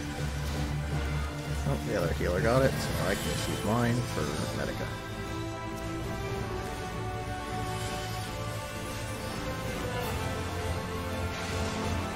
Alright, so get away from these these circles.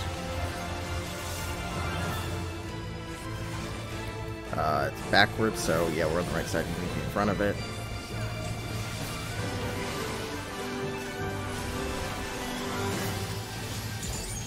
This healer likes getting hit by shit.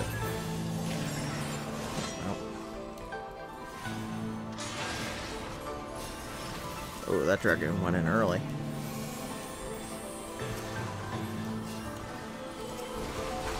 Alright, 2 people on each of these.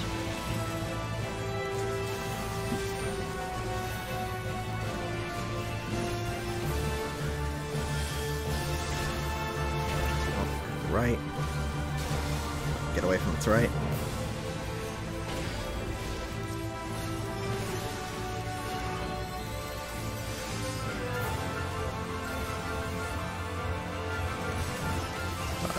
Another healer.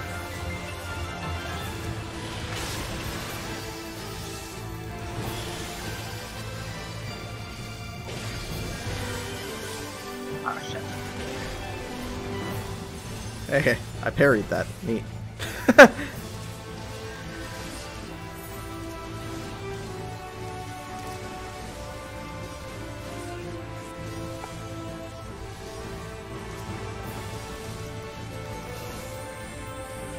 Good thing the tanks were doing this correctly, because that Dark Knight didn't have their Blackest Night, because they used it for the previous one, and the other hero was dead, so I didn't have a lot of healing going off.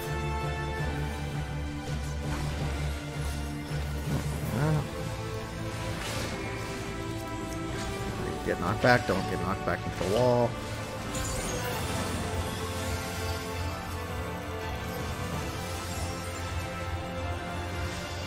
Oh god.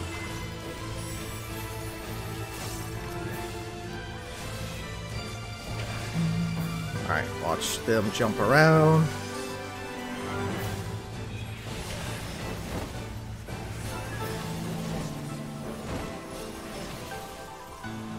Alright, it's this one over here.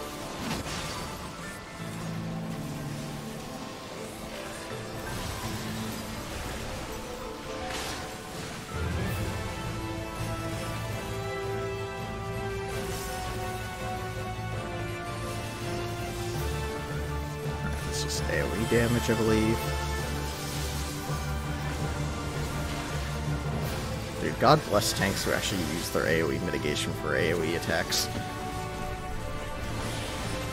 Alright, backward. And it's going to be from the portal, so over here. And then from the other portal.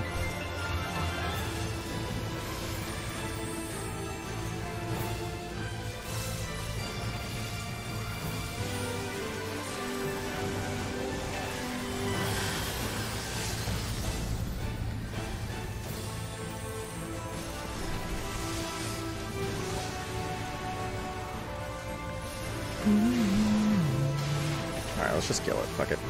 Nice. Hey. I carried another healer again. I'm the best.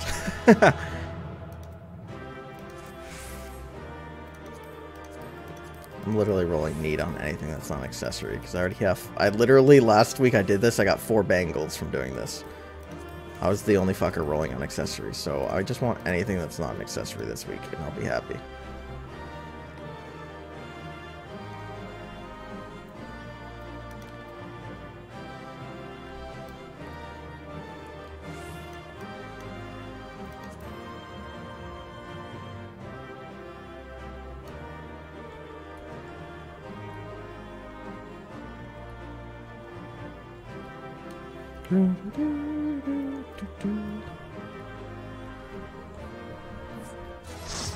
Hey, I got a belt.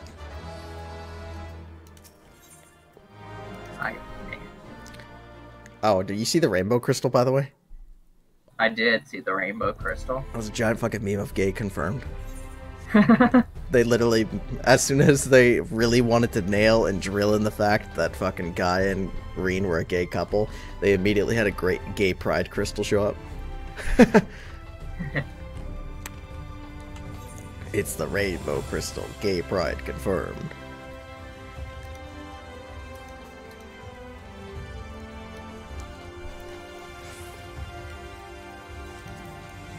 You know, it's funny, queuing up for a lot of these, I don't heal a lot of raid stuff. Honestly, I don't heal anything that's not easy generally, but I've been trying to get better at actually playing White Mage. I was expecting the other healer to carry the shit out of me, but both the other co-healers I've been with have been dying a lot, and I haven't died at all.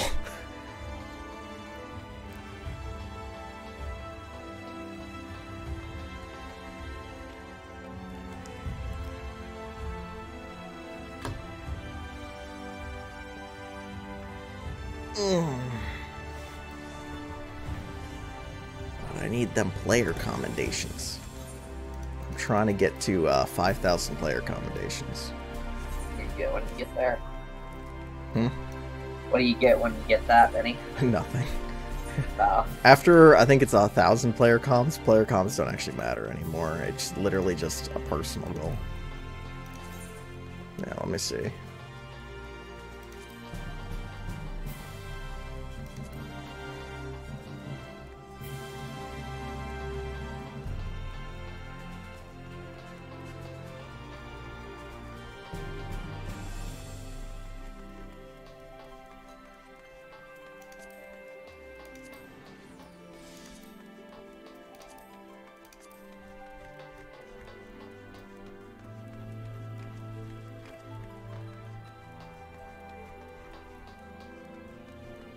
So something that I'm confused about, in regards to the Ashians, is like, what's the whole like?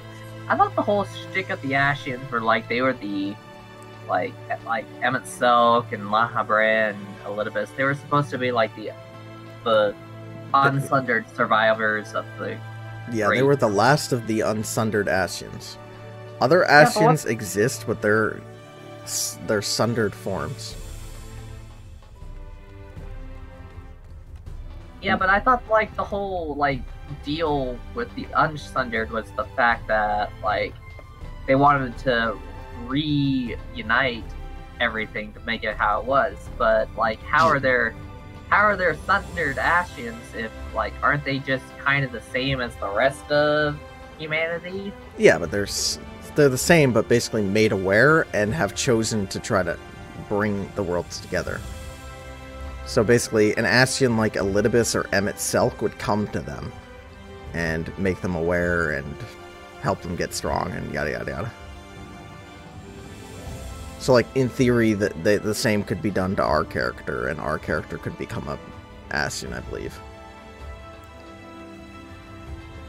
I might be wrong about that. Somebody...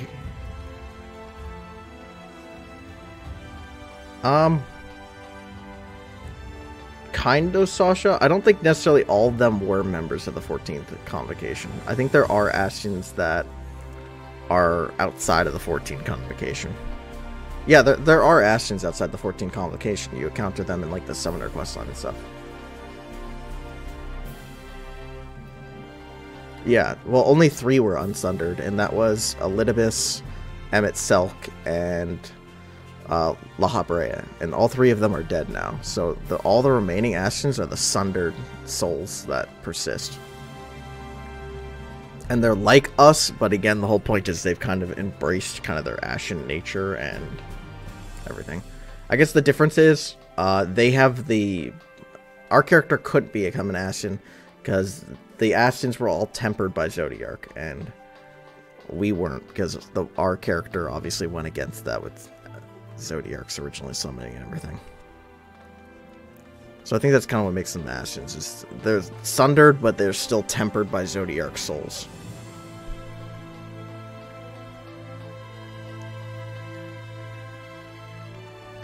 Well, our character, in theory, wasn't tempered by either originally, but has since been tempered by Hydaelyn.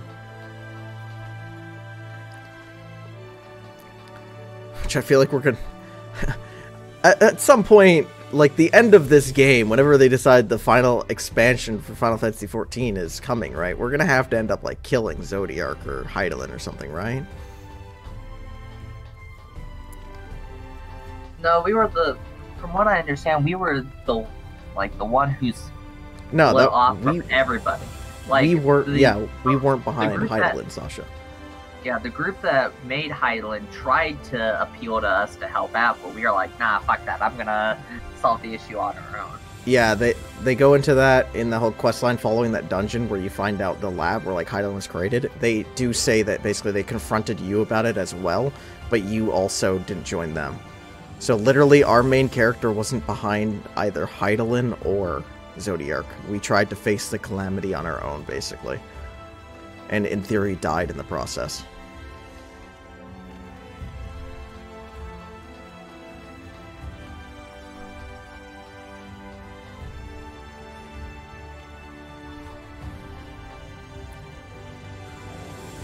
Yeah, we weren't behind Hydaelyn or Zodiark.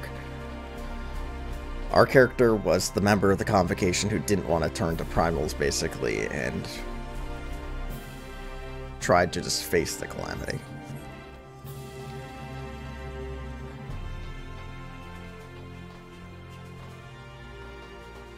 I mean, that's basically the interesting part of what Emet-Selch's test for you as an Amarant, is because that's theoretically what your character actually went through in the days of Amarant. Like, that's your past life.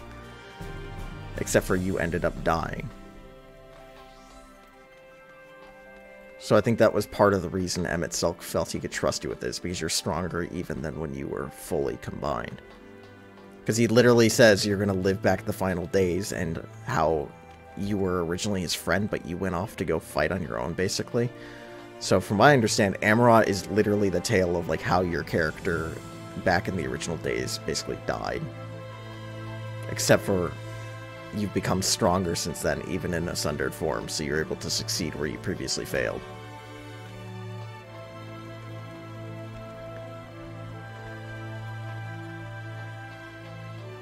That is my understanding, though. Again, there's probably some fucking lore master out there with a 15,000 page dissertation on Final Fantasy XIV who could rape my asshole with that explanation. But there's always some fucker out there who knows more about this shit. Yeah, where's the Final Fantasy version of My Name is Byfear? Get him on the line. See, the problem is most Final Fantasy games' stories are too stupid and convoluted, so that we can't have somebody like that.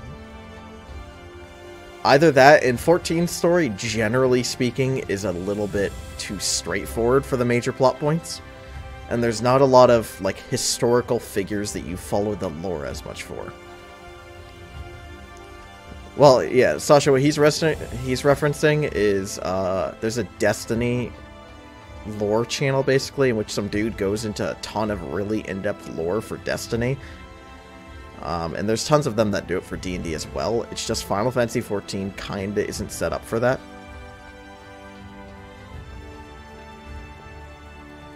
Like, our individual dungeons have lore. The world itself has lore, but there's not like an easy narrative way to trace a lot of it.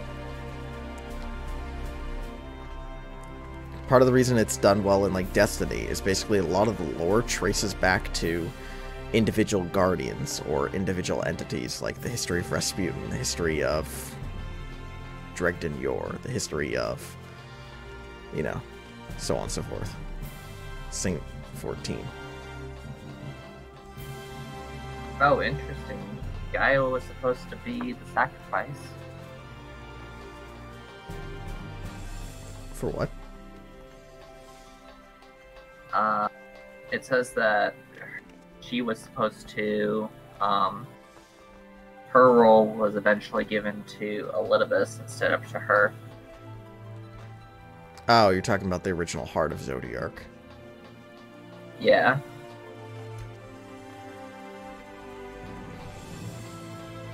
Which does, in theory, suggest that Gaia and the other guy were members of the 14th Convocation. Well, he says so a little bit earlier in the conversation that they were originally part of the 14th Convention of 14, or however it's pronounced. Cool. Honestly, there's so many Astions that it's hard tracing which one is which. And I'm kind of at the position, which I don't know if this is bad to be at, but, and Sasha knows I feel this way because I literally said this the other day, is, well, we already defeated all the unsundered Astions, so any other Astions that come at us, I mean, they're sundered. Like, they're not going to be as powerful as the unsundered. Well, I don't even think, here's the thing, though, I feel like the dude who shows up in the Eden's quest line, he's still looking to carry out the unsundering, but like the random guy who takes over what's his name from Stormblood's body, looks like he's just you're talking about the MSQ Ashen? Yeah. The thing is, how far are you in the MSQ? Because I don't want to spoil stuff. I mean, like, have you finished the most recent? No, I haven't. Alright, well, I don't even want to touch that with a 10-foot pole, then, I'll be honest. Well, either way, he just seems like his goal now is just to cause chaos. Well, I'm saying by the end of the current updated MSQ, he literally just tells you his goal. Like, I can't even have that conversation without spoiling it. And to be fair, a lot of the Ascen's purpose was to cause chaos because it caused people to summon primals and therefore caused sunderings to occur. Zodiark. Yeah. Well, not necessarily give power to Zodiark, but basically it would... Sunderings occur when the elemental imbalance of a plane is brought to a point, and same with like the mainland is brought to a certain point that makes for good conditions for rejoining. Yeah. So basically, if you summon a bunch of primals in one plane and you summon a bunch of primals in the other plane, it makes them, you know, eligible for merging. Yeah. So.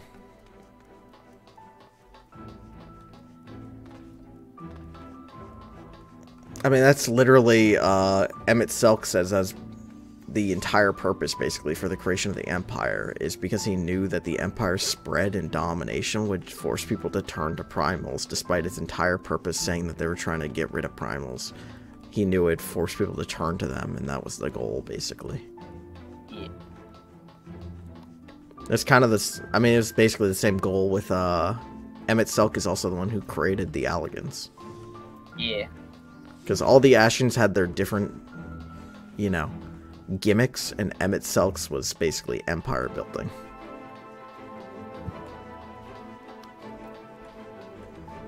Alright, I'm gonna queue us up for the next one. Sure. The next one's pretty cool. Like, thematically. Honestly, the first two of this tier was kind of like, eh. Cloud of Darkness means nothing to me. Like, I didn't play the other Final Fantasy games, so it's like, eh. And the music was, eh. The second one, it was fine, but it just kind of felt like a generic, here's a boss. While the third and the fourth fights of this tier actually felt like the bosses seemed relevant to what you're doing, more so than the game literally just saying, hey, here's a couple of bosses. Like, E9S is a reference boss, which I didn't play where the reference material's from, so like, I didn't care. E10S, just here's a shadowy boss, fight it. It's like, okay, well.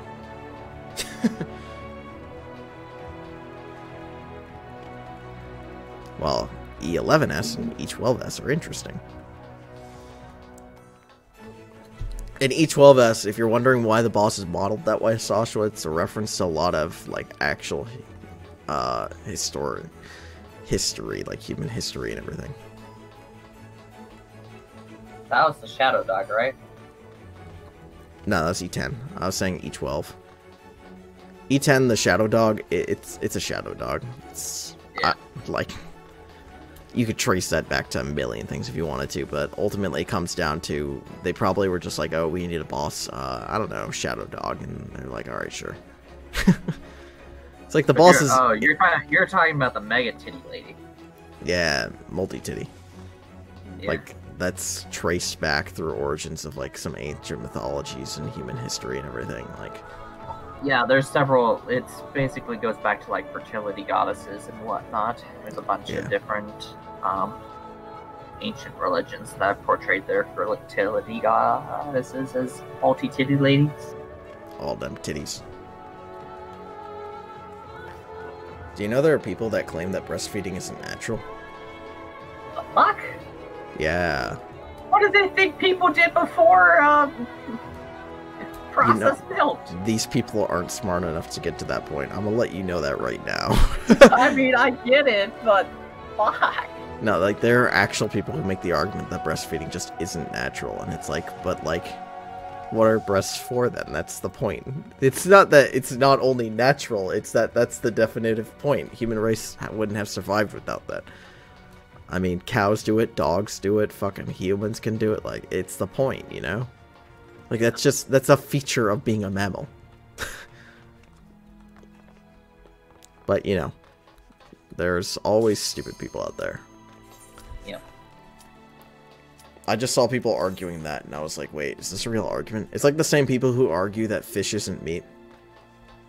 And it's like, well, it's not a fucking vegetable, so, like, the fuck is it?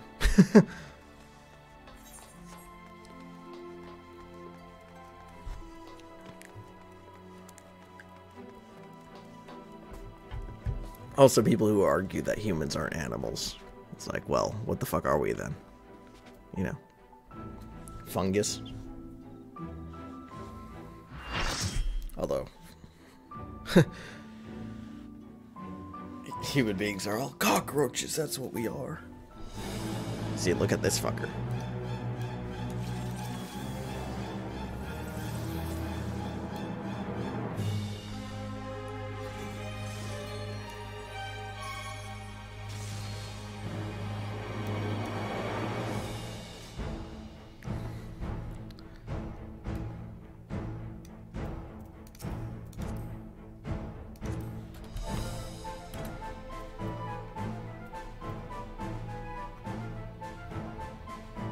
looks neat.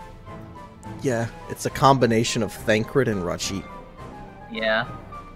formed into one, because they're the two, you know, forces that melded Reen.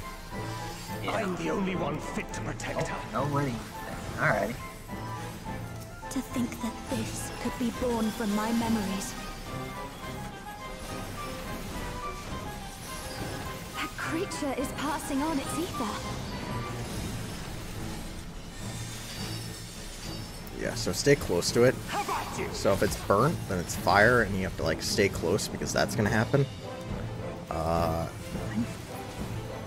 Can I raise people to get knocked off in this? I can. Oh shit, I have prey. I think I'm just supposed to fuck off if I have prey, right?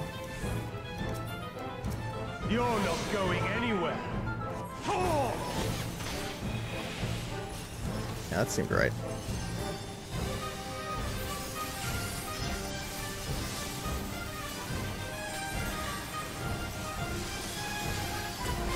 Oh, right, that puts... Oh, shit. Oh, God. I was like, right, the prey, what that does is it puts a really powerful dot on whoever gets hit by it. I was like, why the fuck am I dying so quickly? It's like, oh, right, I have a mega dot on me. Fun stuff. Alright, so get, like, right tight on him, because it's gonna do the knockback. How about you? Oh, shit, wait. That wasn't the same.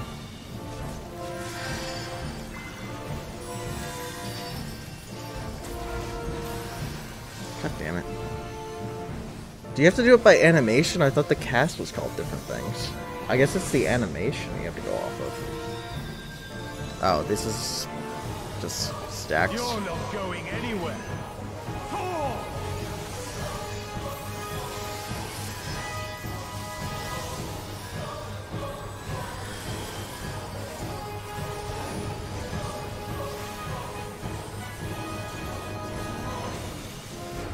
Light claim you.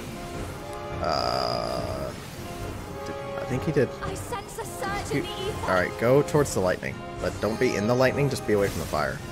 Because he basically selects an element, and you have to go away from the element that's bad. But I couldn't tell which element he did.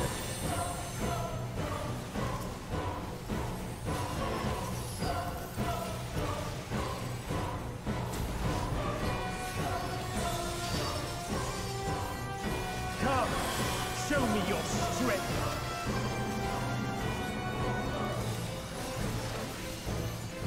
Beast of my blood, answer my call. Alright, so get knocked back, but don't get knocked off. Behind it.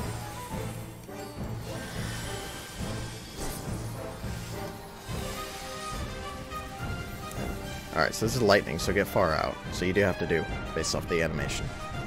So this is fire, so get tight in on it, because it's going to knock back. There we go. So it is literally just the animation. I thought the casts were called, like, Burnt Strike and Lightning Strike, but I was wrong about that. It's literally just animation.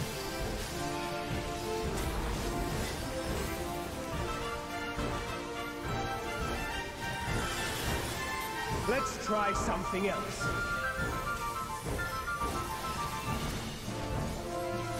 The blade is imbued with light. Yeah. If it's imbued with light, I think we all get marked with our own personal circles and we have to spread out or something like that. Yeah. Oh, yeah, it's that, so. Ah, Well, at least you only got hit by one. You can live one.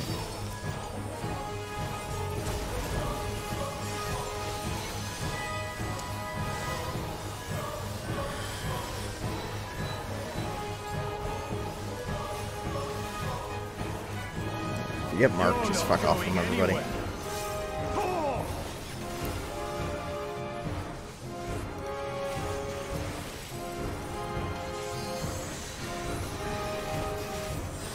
The light will cleanse your sins. Dramatic what's this deception. one? Well, I think his clone is gonna do some stuff. Oh, right. This is like, do you remember that Cloud Drake? So run in No. circles. Basically, there's gonna be charges that he's gonna do, and you have to get out of the way of them. So, like, Ah, shit. see them? So, like, come to where I am right now. Oh, you already were. Oh, that's not you. Right. Nope. Right over here. I see you, but Right here. Nope. not. Oh, fuck, that's not you. I'm a dumbass. I'm Why did I standing think that? right next to you. Sorry, I got distracted by a guy jumping up and down, and my smooth brain immediately thought, oh, he's saying right over here, he's signaling to me. Let me run right to him. I'm a dumbass. You know, it's fine. Just get away. Claim you. Shit. What element was this? I think fire. So I get over here.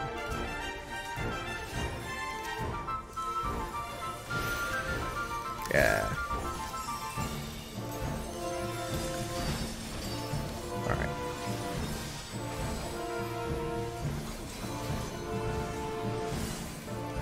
Shit. I think this is fire? No, this is light. Okay, so just get away from the circles now.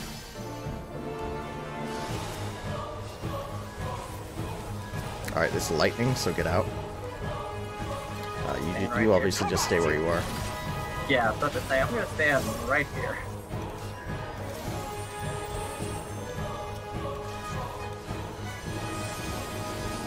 This is room wide AoE.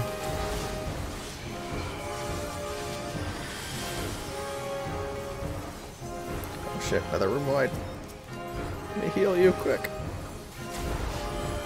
Hey, I got it off just in time.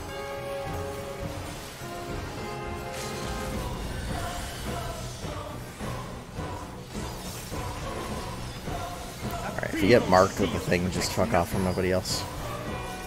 Okay. So this is fire, so you're gonna want to get away from the fire. Light claim you. Yeah, get away from the fire. So be like tucked back. But don't be in the lightning, just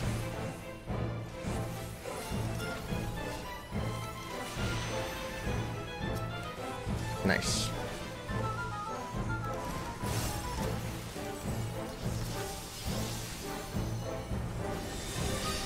Alright, remember this is fire, so be tight on him. How about you?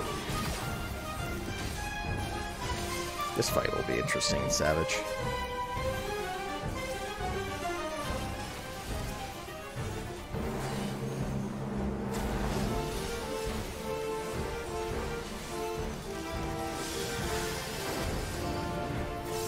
If you have the marker, just fuck off.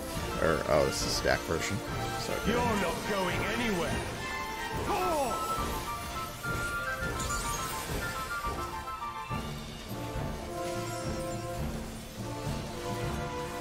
this is room wide AoE.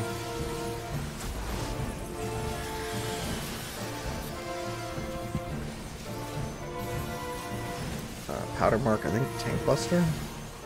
A feeble shield protects nothing. Yeah. Alright, so this is lightning, so get away from the lightning when he does this Light thing. claim you. So get away from the lightning.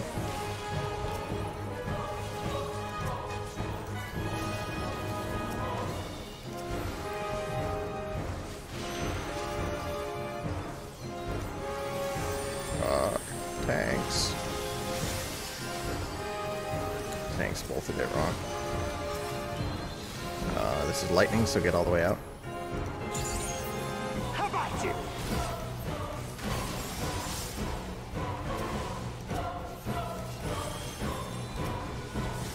This is light, so there's going to be AoEs placed after us. How about you? Move.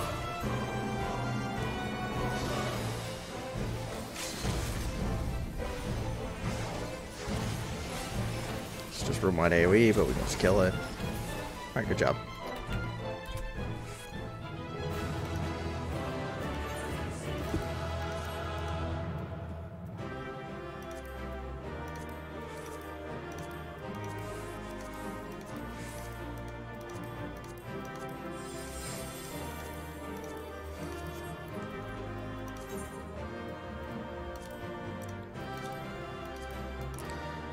I just want anything. What's What's up? Oh, there's just the guy wearing the snowman outfit. Oh yeah, the Astro.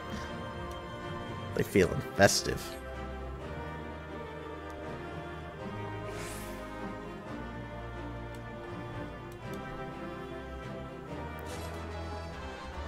Nice. It's like as long as I don't get an accessory, I don't care. Because I have enough of those bangles.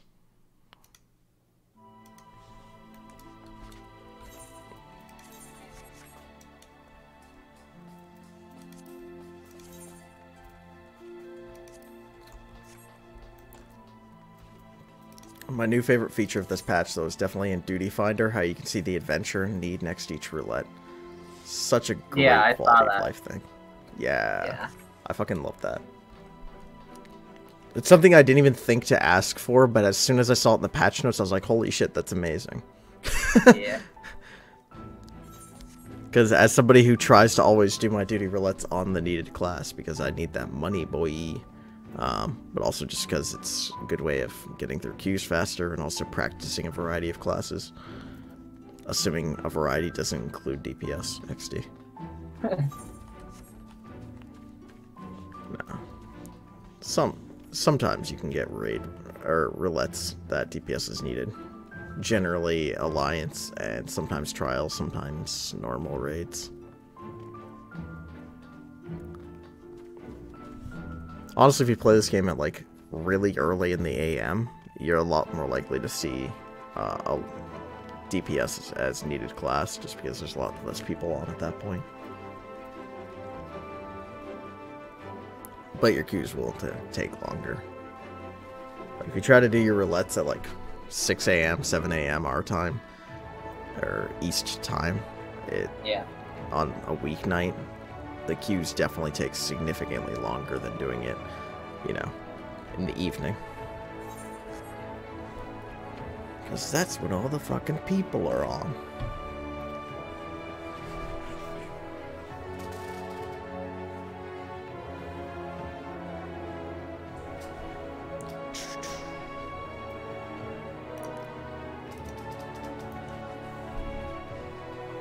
Look at these two gay star-crossed lovers. Dude. Now we're gonna shatter it all. Dude, just remember, the fact that they discussed biscuits 15 times in the fucking cutscenes for the eating quest is entirely relevant for the final fight. The final fight mechanics are entirely based around biscuits. Yeah, I saw it in your stream. Yeah, Sasha kept saying that. I'm like, what the fuck could that even mean? And then he was right, and I'm like, holy shit. The biscuits are relevant. Like, he kept saying, it's like, don't worry, the biscuits are relevant. Like, that can't possibly be true. How would that be true? And then it's just like, oh shit, now you have to protect them while they eat biscuits. I'm like, the fuck? He wasn't kidding? I was like, wait a second, what? The fact that they ate biscuits together. It's the most relevant of truths. Which, spoilers, Sasha, do you care about spoilers for E12S? In here? Yeah, he's in the chat. You do care about spoilers. Alright, well, I'm not gonna say it then. Because there is... Alright. Well, I won't be able to tell when you leave, because I still... Alright, he's leaving right now, so I'll wait like 2 minutes. And then, Mackie, do you care about spoilers for E12S at all, or...? I don't care about spoilers. Alright, let's give him like a minute or two. I'll go use the restroom. That should be enough time. I'll use the restroom too. Which I can use my animation I have for my stream. Here we go.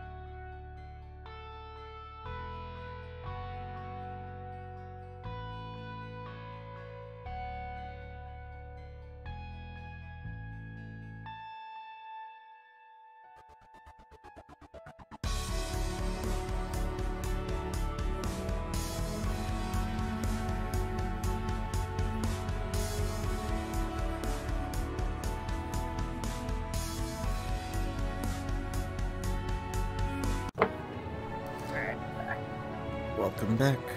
I am back too. Alright, now that Sasha's definitely gone, E12S has a extra phase, which is as common for a lot of the final phases of Savage tiers, in which the Savage version of the final fight in a tier has an extra entirely new phase that previous tiers, or the normal difficulty didn't have. Such as the Reen version of this is you fought Hraesvelgr Reen. Yeah. Because you know how Reen switches outfits a bunch in E8 normal? Yeah. Well, the outfit that you don't see in normal, but you see in Savage, is her Hraesvelgr form. Which Hraesvelgr remembers the dragon from the Heavensward questline. That was I remember. I think I saw a clip. It's like she's practically naked with Hraesvelgr like wrapped around her. Yeah. In E12S, you fight Gaia. So like giant Ashen Gaia. Makes sense. So that's why I don't want to spoil it for Sasha if he hadn't seen the spoilers for that phase. I didn't personally care, because, I mean, I'm going to watch, like, read guides on the fight and stuff before we get in there. Oh, I'm killing this stuff, by the way. Oh, it's fine. Because I'm typically the one who teaches a lot of mechanics to our group. Yeah. It's part of the reason that, and I do a lot of the callouts and everything, it's part of the reason that when me and Sasha were having the argument about the compass, it was actually a mildly relevant argument, because me and Sasha are basically the two people who always teach the group, like, all the mechanics. Yeah, so it's relevant when me and Sasha are the two people teaching it that we're teaching it the same way. Yeah. And so it was an argument from a teaching perspective of, is it better to learn it X way or Y way? And I still think my way is better. You got books on your side. Exactly. That's... I let Sasha have his teaching moment for that, because I was like, I want the teaching moment for the panels anyways, because that's when I want to be in charge. So I got to teach panels, and I'm like, we're doing clockwise. Like, relevant to boss and everything. Like, yeah. You win some, you lose some, and I was like, alright, Sasha, you can teach this. I'm going to teach panels. Because panels and Savage, I'm sure you've watched some of it. It's there's a lot going on. Yeah. And it's very tight timing, and yeah, it's fun though. It's honestly E9S is so goddamn fucking easy. It's just any fight with a lot of different directional movements you have to do. People are always going to struggle with it. But I feel like just because I was in Scouts for so long, directional, like, navigation isn't hard for me at all. Yeah. Like, I know my directions easily, and especially, even if I'm changing around where True North is, based off Arena North, Personal North, Tank North, Boss North, I know how to orient around them all really quickly. So, directional challenges aren't that bad for me. Yeah. I was laughing because when I asked you which way is north again, I was referencing that Destiny raid where you did no fucking directions. Can you at least count to 6? Yes? Fine, you're in. Dude, that's the funny thing. I like doing Destiny raids, but the entire time I was doing them, I'm like, you've seen clips of me doing Final Fantasy raids. Final Fantasy raids are significantly more intense than Destiny raids. Like, the mechanics are significantly harder. So, like, whenever I was doing Destiny raids and people couldn't understand mechanics, it would always make me cringe a bit, because it's like, look, you don't know what fucking Final Fantasy and WoW players are doing. Yeah. Like, even ESO players and fucking, Terra players and stuff, it's like, you need to see some other MMOs. I mean, Destiny's like half shooter, so that's only so complicated they can get with it, you know? Yeah. By the way, this is the only fight of the tier that just absolutely blew me away and was like, holy shit, that was great. All the other fights in this tier, I was like, yeah, that's fine. But this fight, I was like, holy shit, that was great. So basically, I think you watched when we did this, but I'm going to re-explain stuff. There's going to be a bunch of primal pictures of primals Yeah, appearing in the I remember background. seeing that. Yeah, and each primal has a mechanic with a safe spot, and which primal she tethers to determines the mechanics that are going to happen. So she's tethered to Ramu, so that means get away from her.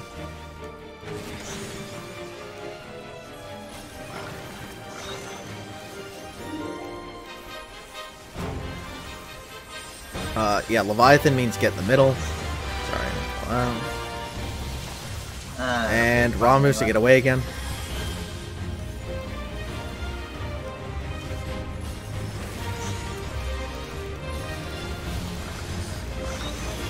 Alright, so Leviathan, get in the middle. And she's going to start double casting these later in the fight, so she'll tether to 2 of them. And you'll have to do 2 safe spots at the same time. Makes sense. Get away from that fucker. I think that's just a double tank buster. I don't think you actually have to get away from them, but, you know, just for safety's sake, it's worth just getting away from them. Yeah. Alright, Ifrit, so get to her sides. Yeah. That was just slightly off. Fine. Garuda is that. So you get to intercardinals. I couldn't remember that one. Alright, Ifrit. So sides.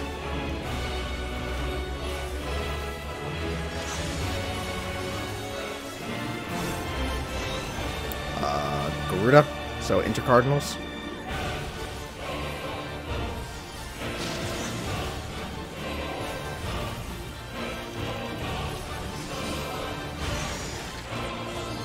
Alright, now we're doing ad phase.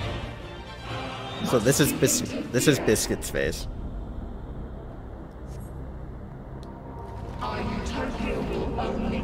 Look at them titties.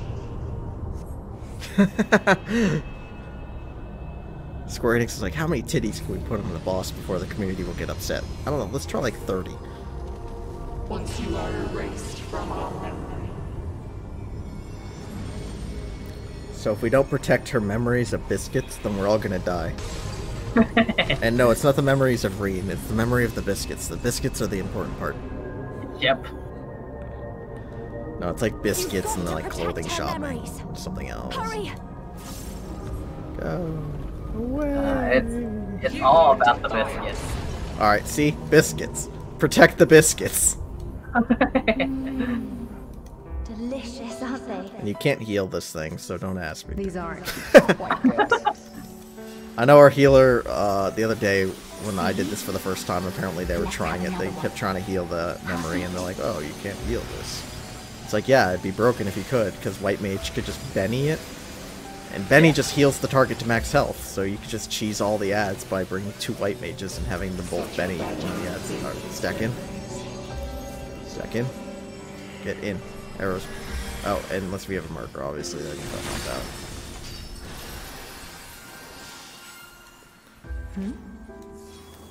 What happened to the other half? She forgot the biscuits. We're all dead. Am I being erased from her memory? Go, go, go. Me and you were the only 2 who didn't know where the spawn was for that. Shit, I just took a screenshot apparently. Whoops. Doesn't matter, because I told you. you don't have to make be a over brain here like immediately. You're this. just going to be waiting. See, now they're talking about biscuits still. Beautiful. Alright, so this is double I think stacks, it'll so really 2 suit stacks. you. Me?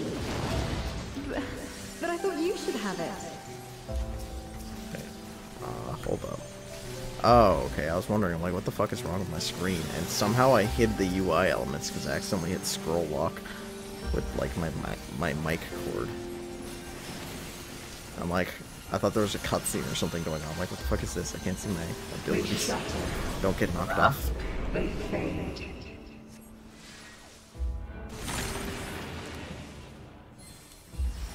Yeah, you can use knockback resistance for that, but honestly, it's easy enough just to knock it. Where did this come from? If this goes on much longer, she'll forget everything. Also in the background, it's hilarious. You can see a rotating picture of Artbert just floating around. It's great. How about this one? Dude, our boy is best boy. Ardbird is Gosh. literally us, so... Yes, we are best boys. Dude, I don't know. Grahati is pure waifu material. I don't subscribe to the Beast boy fandom. Alright, don't get knocked off.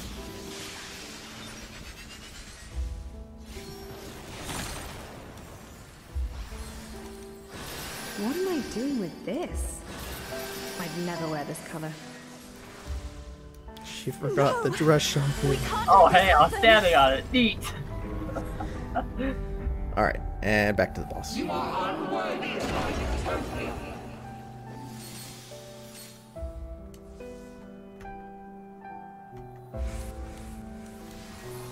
We shall bring eternal harmony. Tranquility and vitality in perfect balance.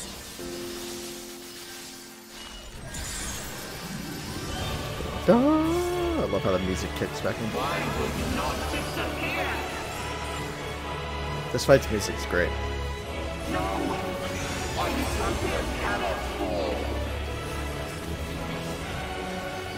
Alright, so Leviathan plus Ifrit. So get in, put to the sides. So like it's a really tight safe spot here.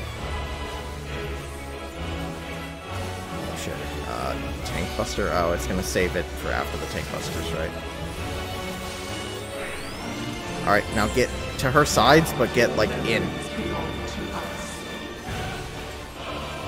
It's hard to describe. Really hope I'm spot. Hey, I did it! There you go. Good job. So if you ever see Leviathan and Ifrit, that's the exact safe spot. Go there every time. Alright, Leviathan and Ramu. So get out and in. So, like, behind. Far away, though. Like, over here. Oh, she's also throwing in a Shiva. So Shiva means don't move. So don't move, because Shiva freezes the ground. If you move, you'll slide. Yeah, so she's freezing the ground.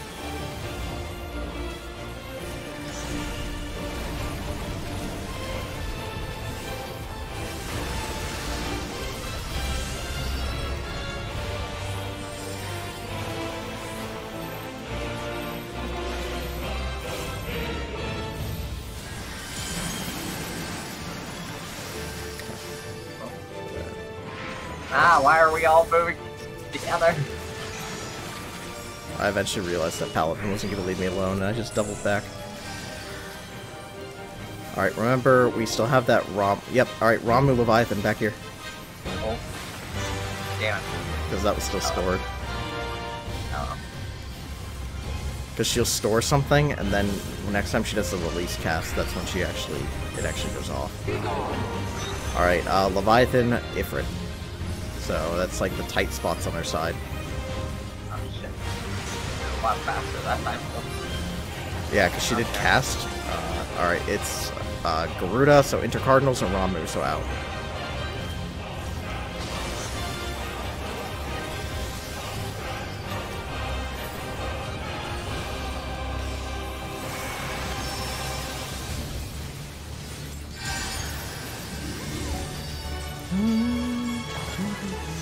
Alright, so she's storing a Ramu and Ifrit. So out into the sides. Okay, so Titan, so we're doing Titan first. So Titan's gonna drop a bunch of boulders, get away from the big boulders, and go towards the small boulders, but you're gonna want to get in between based off of the order they drop. So maybe just follow Rita for this one. Oh, and it also does room my damage. Alright, so over here.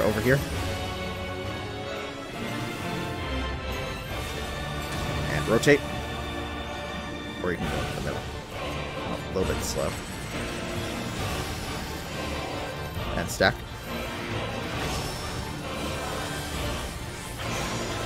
Alright, remember we still have that Ifrit Ramu stored. Alright, Ifrit Ramu going off.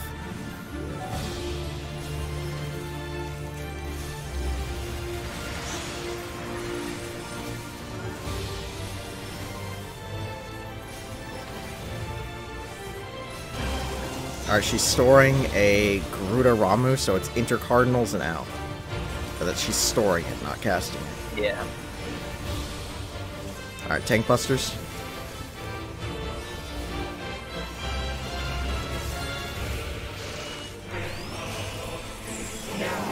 Alright, she's releasing it, so Ifrit and Ramu. So, Intercardinals now.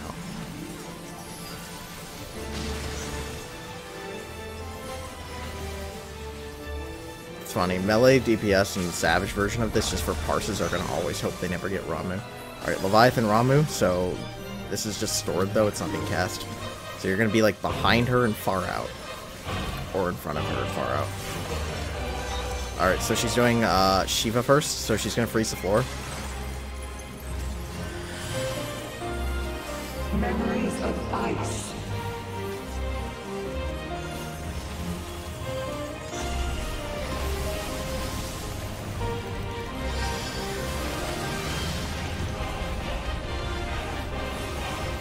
Oh. Alright, cool.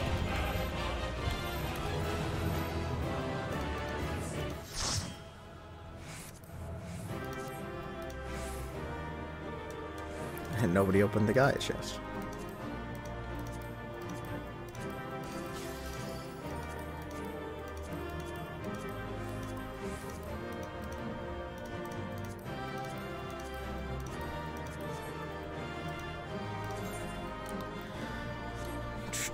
Which I've only done this once, but the very first time I did this, I got the Gaia minion. Hey. And now when I do the Savage version of this, it's going to take me 30 years to get the fucking mount. Which I haven't actually looked up the mount at all for this, so I actually don't know what the mount is for this tier.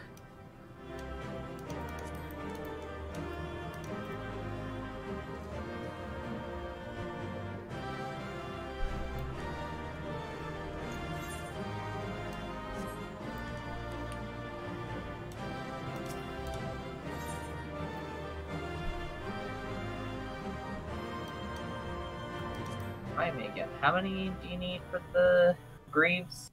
2, right? The boots? Yeah. 2, yeah. Okay, cool. So I've got enough. Accessories, you need 1. Belt, you need 1. Chest, pants, 4. And everything else is 2. And then I believe you need to clear it 7 weeks in a row in order to get the, A weapon. yeah. So you need 7 weeks in a row, and you need like 1,000 of that endgame currency to get the raid weapon. And then you won't be able to upgrade it unless if you do Savage, or if you do, whenever the new Alliance raid is released in 5.5, you'll be able to upgrade that. Yeah.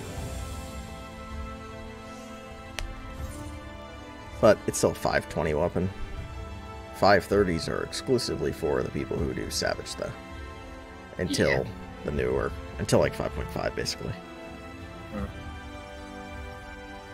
Which I don't know if you looked at the new Tome gear and what it looks like at all, but a lot of it looks really solid. A lot of the new Tome gear looks like stuff you'd expect from Bloodborne. Yeah, I think I saw some screenshots or something. Well, you don't even have to use your screenshots. You can go to Yilmor and just try anything on, just by looking at the vendor. So in case you were wondering what any of it looks like, you can just straight up teleport to Yilmor, go to the vendor, and try on whatever you want. I personally think that Eden set looks so goddamn good. At least for tanks. I don't really know what it looks like for casters. Oh, Ham is online. Hello, Ham.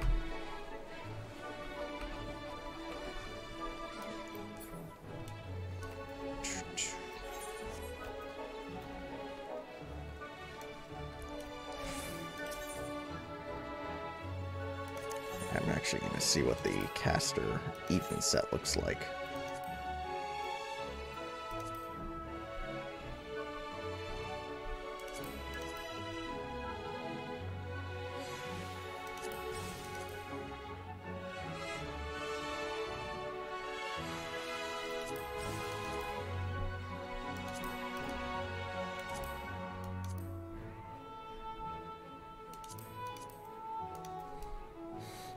Caster Eden set looks okay.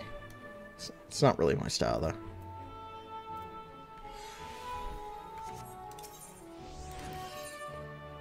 It's the new Dragoon Lance, though, for the Tome, is literally a giant maul. Nice. So it's like it's the size of a lance, but has a giant maul at the end. It's great.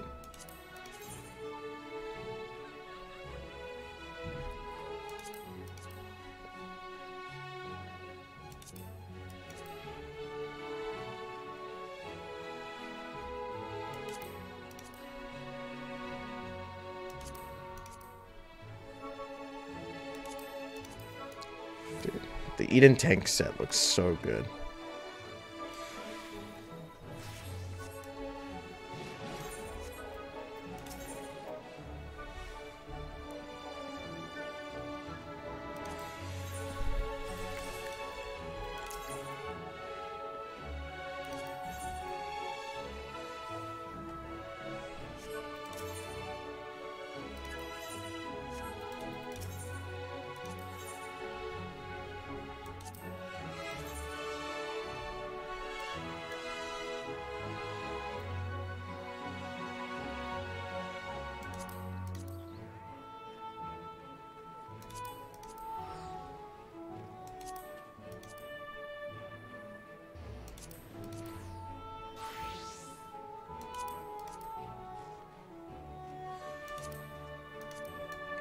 Yeah, which, if you didn't know, the new, tome gear is called Crypt Lurker gear. Nice. And I'm looking at the caster set, and it really does look like some sort of Crypt Lurker, like a Bloodborne outfit. Yeah. Basically, the Crypt Lurker stuff has 100% like a Bloodborne vibe to it. So if you kind of Yeah. like Bloodborne stuff, you'd like that. I mean, I do like the aesthetic, so I'll probably like it. I think it looks pretty solid. I'm not a huge fan of the Gunblade, though. But the Lance is great. Tons of people just want to get that Lance. The dancer weapons are neat. They're like sickles.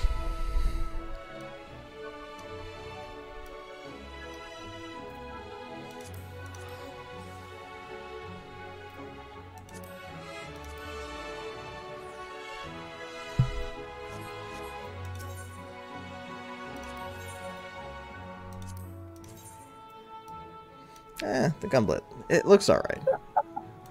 Them 6-inch heels. Which 6-inch heels? Oh, with Gaia. Gaia. Yeah.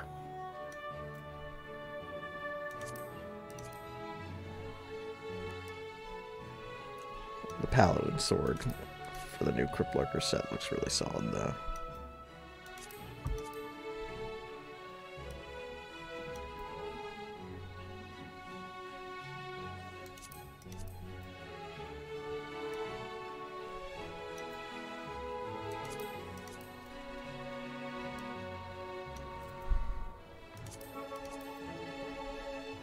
Yeah, literally just so you can see the mall.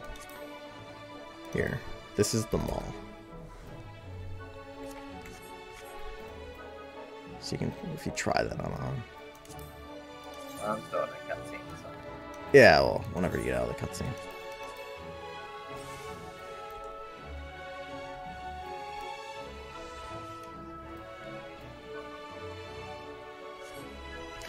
It looks really good.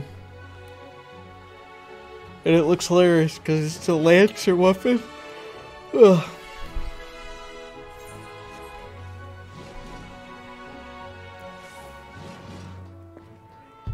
I think getting an actual Maul class could be cool, though. I mean, ultimately, that's like the biggest thing with thinking about new classes to come to this game, is classes are divided based off of their weapon. And so it's just thinking of what other classes could wield other weapons, you know? Mm-hmm. Like, again, chemists would wield some sort of chemical launcher thing. Yeah.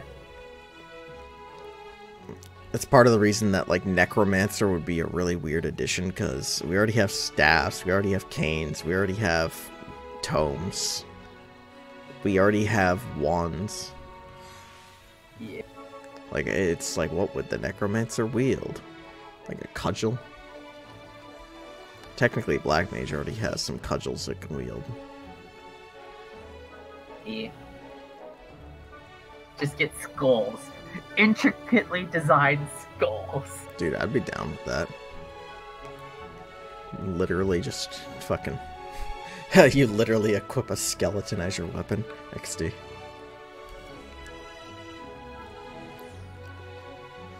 I mean, it could literally be like a phylactery of some sort, like some sort of magical focus, basically, instead. Similar to, like, how the red mage has... Red mages have a rapier with an attached little, like, magical foci. Yeah. And the rainbow crystal and all the rainbow flowers. So much rainbow. You found the gay pride field.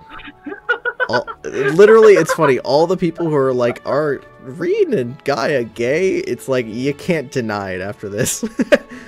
Yeah. They literally have a gay pride crystal.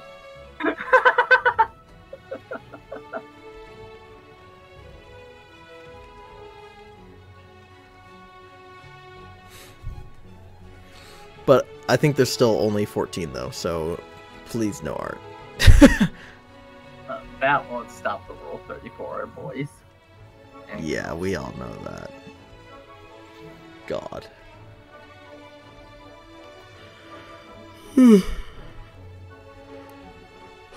People on Reddit are still talking about the fucking Pornhub cleanse, which makes me wonder how dependent these people's lives were on Pornhub. Wait, what happened? Oh, did you not hear about the Pornhub cleanse? No.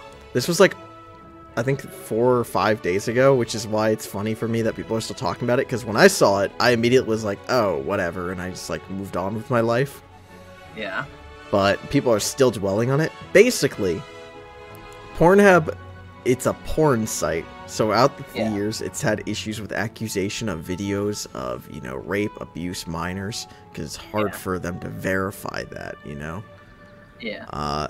And most of the time, Pornhub has handled this poorly in that they just kind of ignore it and leave the stuff up because they're a fucking porn site. Like, they don't really care that much about their morals, you know? Yeah. Until recently, there was more grounded accusations and everything to the point in which a lot of big credit card companies were no longer going to allow purchases to Pornhub to go through. So all of a sudden, Pornhub was, their revenue stream was cut off because people couldn't give them money through credit card companies. So Pornhub goes, oh shit, and they proceed to purge 80% of the content from their site. Anything that wasn't uploaded by a verified, like, official, like, porn company or something, it got deleted. Which is, again, over 80% of their site.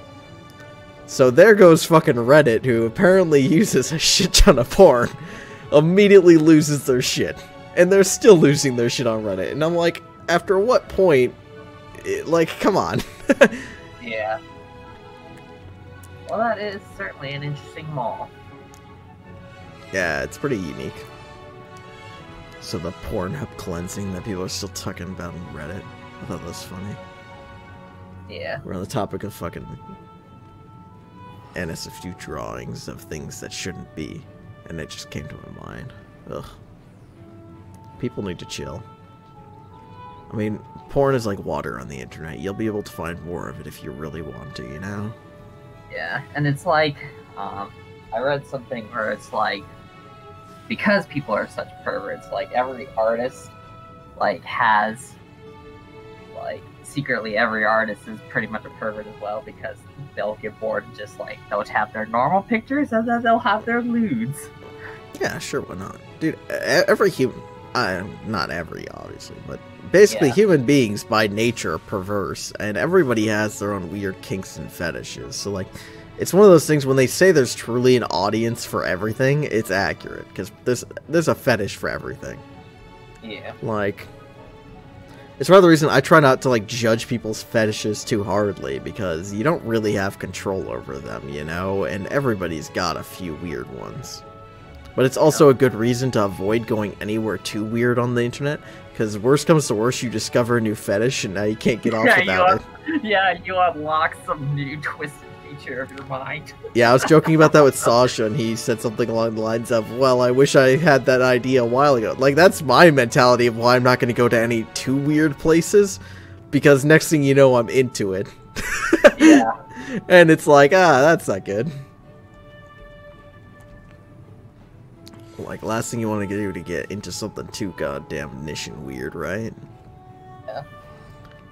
I feel like that's why people are so upset about the Pornhub cleanses. They probably went so deep into the rabbit hole that they found the weird shit they're into, and now it's been cleansed. Yeah. Because I imagine most of the verified account stuff is all pretty vanilla stuff. Because, you know, mass appeal. Yeah. Whatever. People need to move on with their lives. A bunch of porn being cleansed from the internet really shouldn't be newsworthy.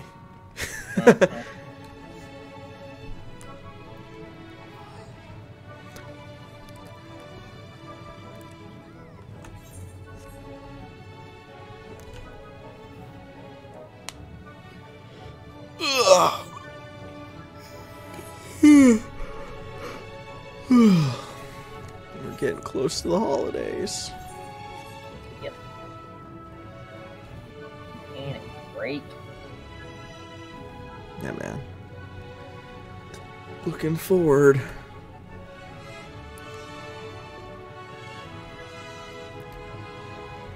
Dude, I just want to... I officially believe in my household that I'm winning fucking Christmas. Like, I'm giving people the best shit. Like, that's what I like to do. I like to get people creative stuff that they, you know, like I like beating my family and getting them really, like, things they don't ask for in the sense. Because a lot of my family are the sense of, they just directly ask, hey, what do you want? And then they get you what you want. And I like to go out of that. So the biggest reason I'm looking forward to Christmas, like, I don't even give a shit. They can give me socks. I don't care. I just want to give them what I got them. Because hidden in my fucking closet down here, right? Yeah. Which I got my parents. My brother actually is the one who found it. And I picked it up and put it together and everything. 40th anniversary Pac-Man arcade machine. Oh, shit, dude. Yeah.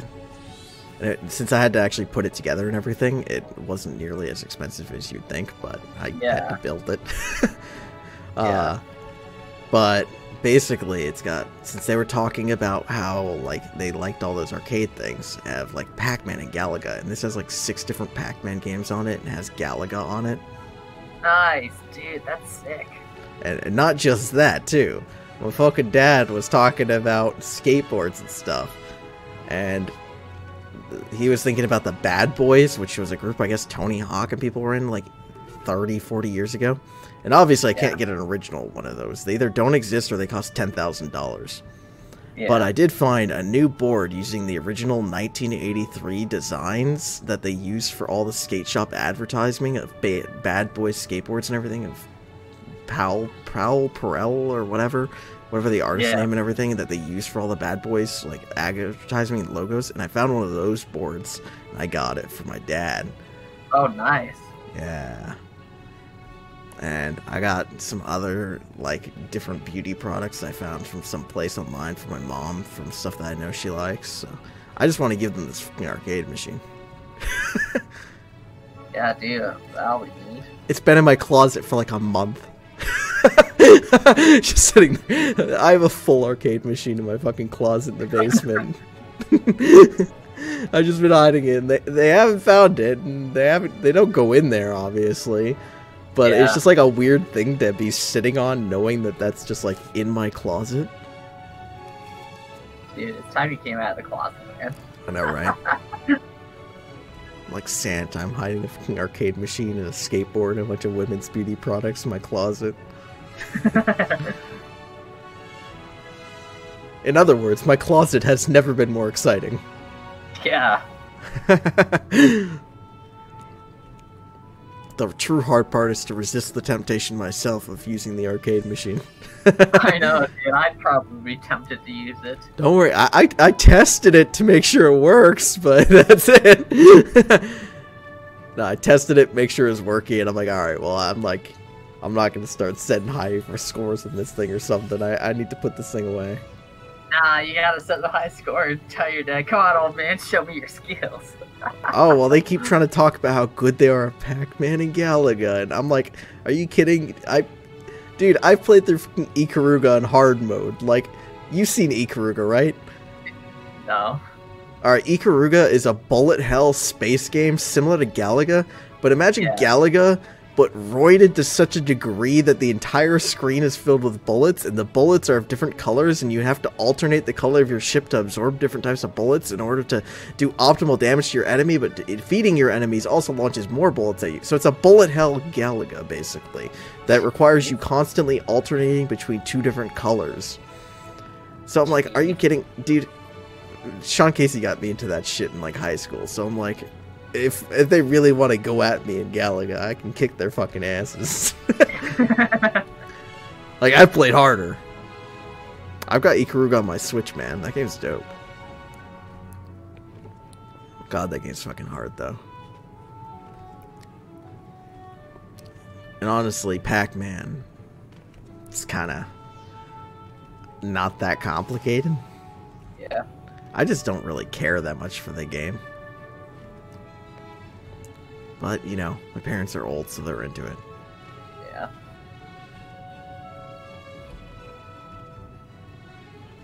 But I just want fucking Christmas to come so I can give them the fucking arcade cabinet I have in my closet. The question is how to fit it under the tree.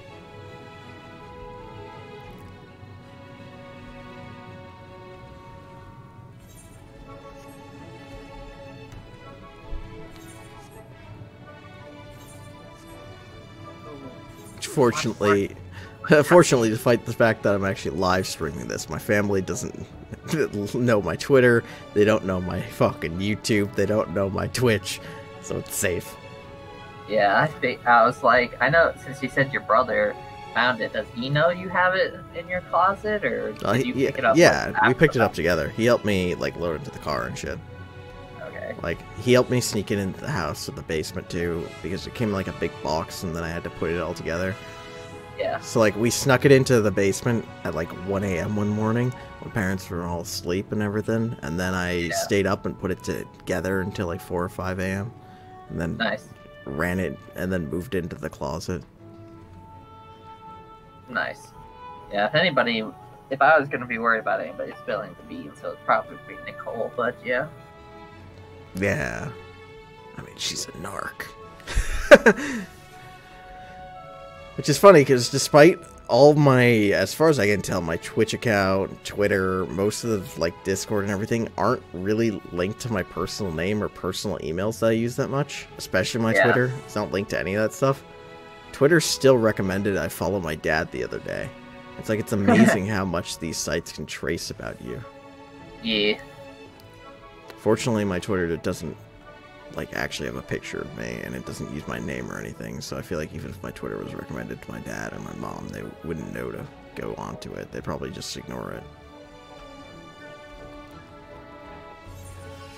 Which is fortunate, because I don't need them snooping up in my shit.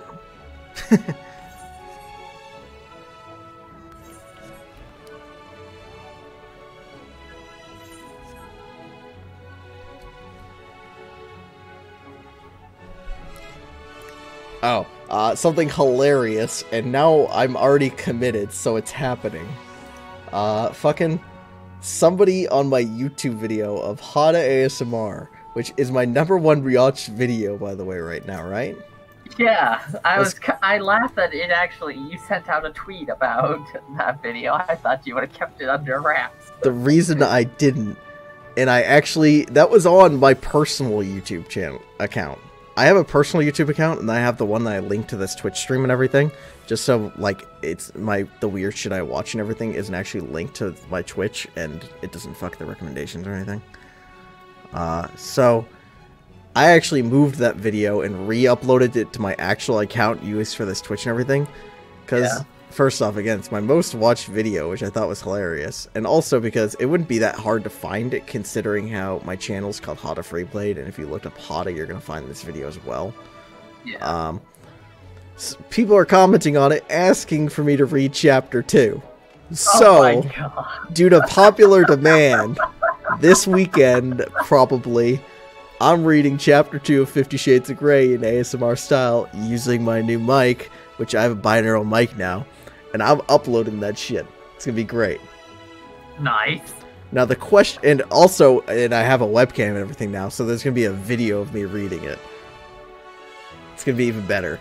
The question is, I'm debating, do I stream this at all, or should I just, do the YouTube video of it? Because if I stream it, it is gonna be the weirdest fucking content I've ever done.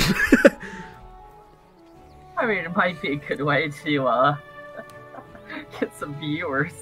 We're gonna be like, what the fuck is going on in here? Dude, I might, but the problem is, if I go and play Final Fantasy XIV and people found me through me reading ASMR 50 Shades of Grey, there's gonna be some confusion. I don't know how much those communities cross over. Yeah. And I don't know if I have the charisma to be a bridge between the fucking pornographic ASMR community and the video game community. Wow. Alright, I'm gonna be right back. Well, I'm gonna drop for the night. It's like 11:15. Oh, so yeah, that's fine. Alright, night, man. yeah, but if I still haven't done Emerald Weapon, I raid tomorrow and the night after that, but either that's fine, before or I'm after busy. raid, or if some other night you want to do Emerald Weapon with me, I'd be down. Okay, yeah, I've got plans for tomorrow night anyway, so that's fine. Alright, well, see you, man. Alright, see ya. Thanks again. Yeah, no problem. I like Yeah. doing this stuff. And honestly, I was debating what to... I'm trying to, again, stream pretty regularly, just because I'm doing stuff anyways, and I find that it's better than me just sitting in my basement, just, like, losing 6 hours of my time playing some video game. Like, I know it's better for my mental health and everything to try to be more social about it. Yeah. So that's part of the reason I actually throw up the stream, and this is also just, like, a good way to get me to do something on stream. Because I'm kind of at the point where I'm not going to stream Cyberpunk, and I already finished Ghost of Tsushima, so I don't really know what I want to do next, you know? I'm probably going to do Ghost Runner, though. Nice. Yeah. Alrighty. Alright, Well, I'll let you go then. yeah, night, man. Yeah, have a good night.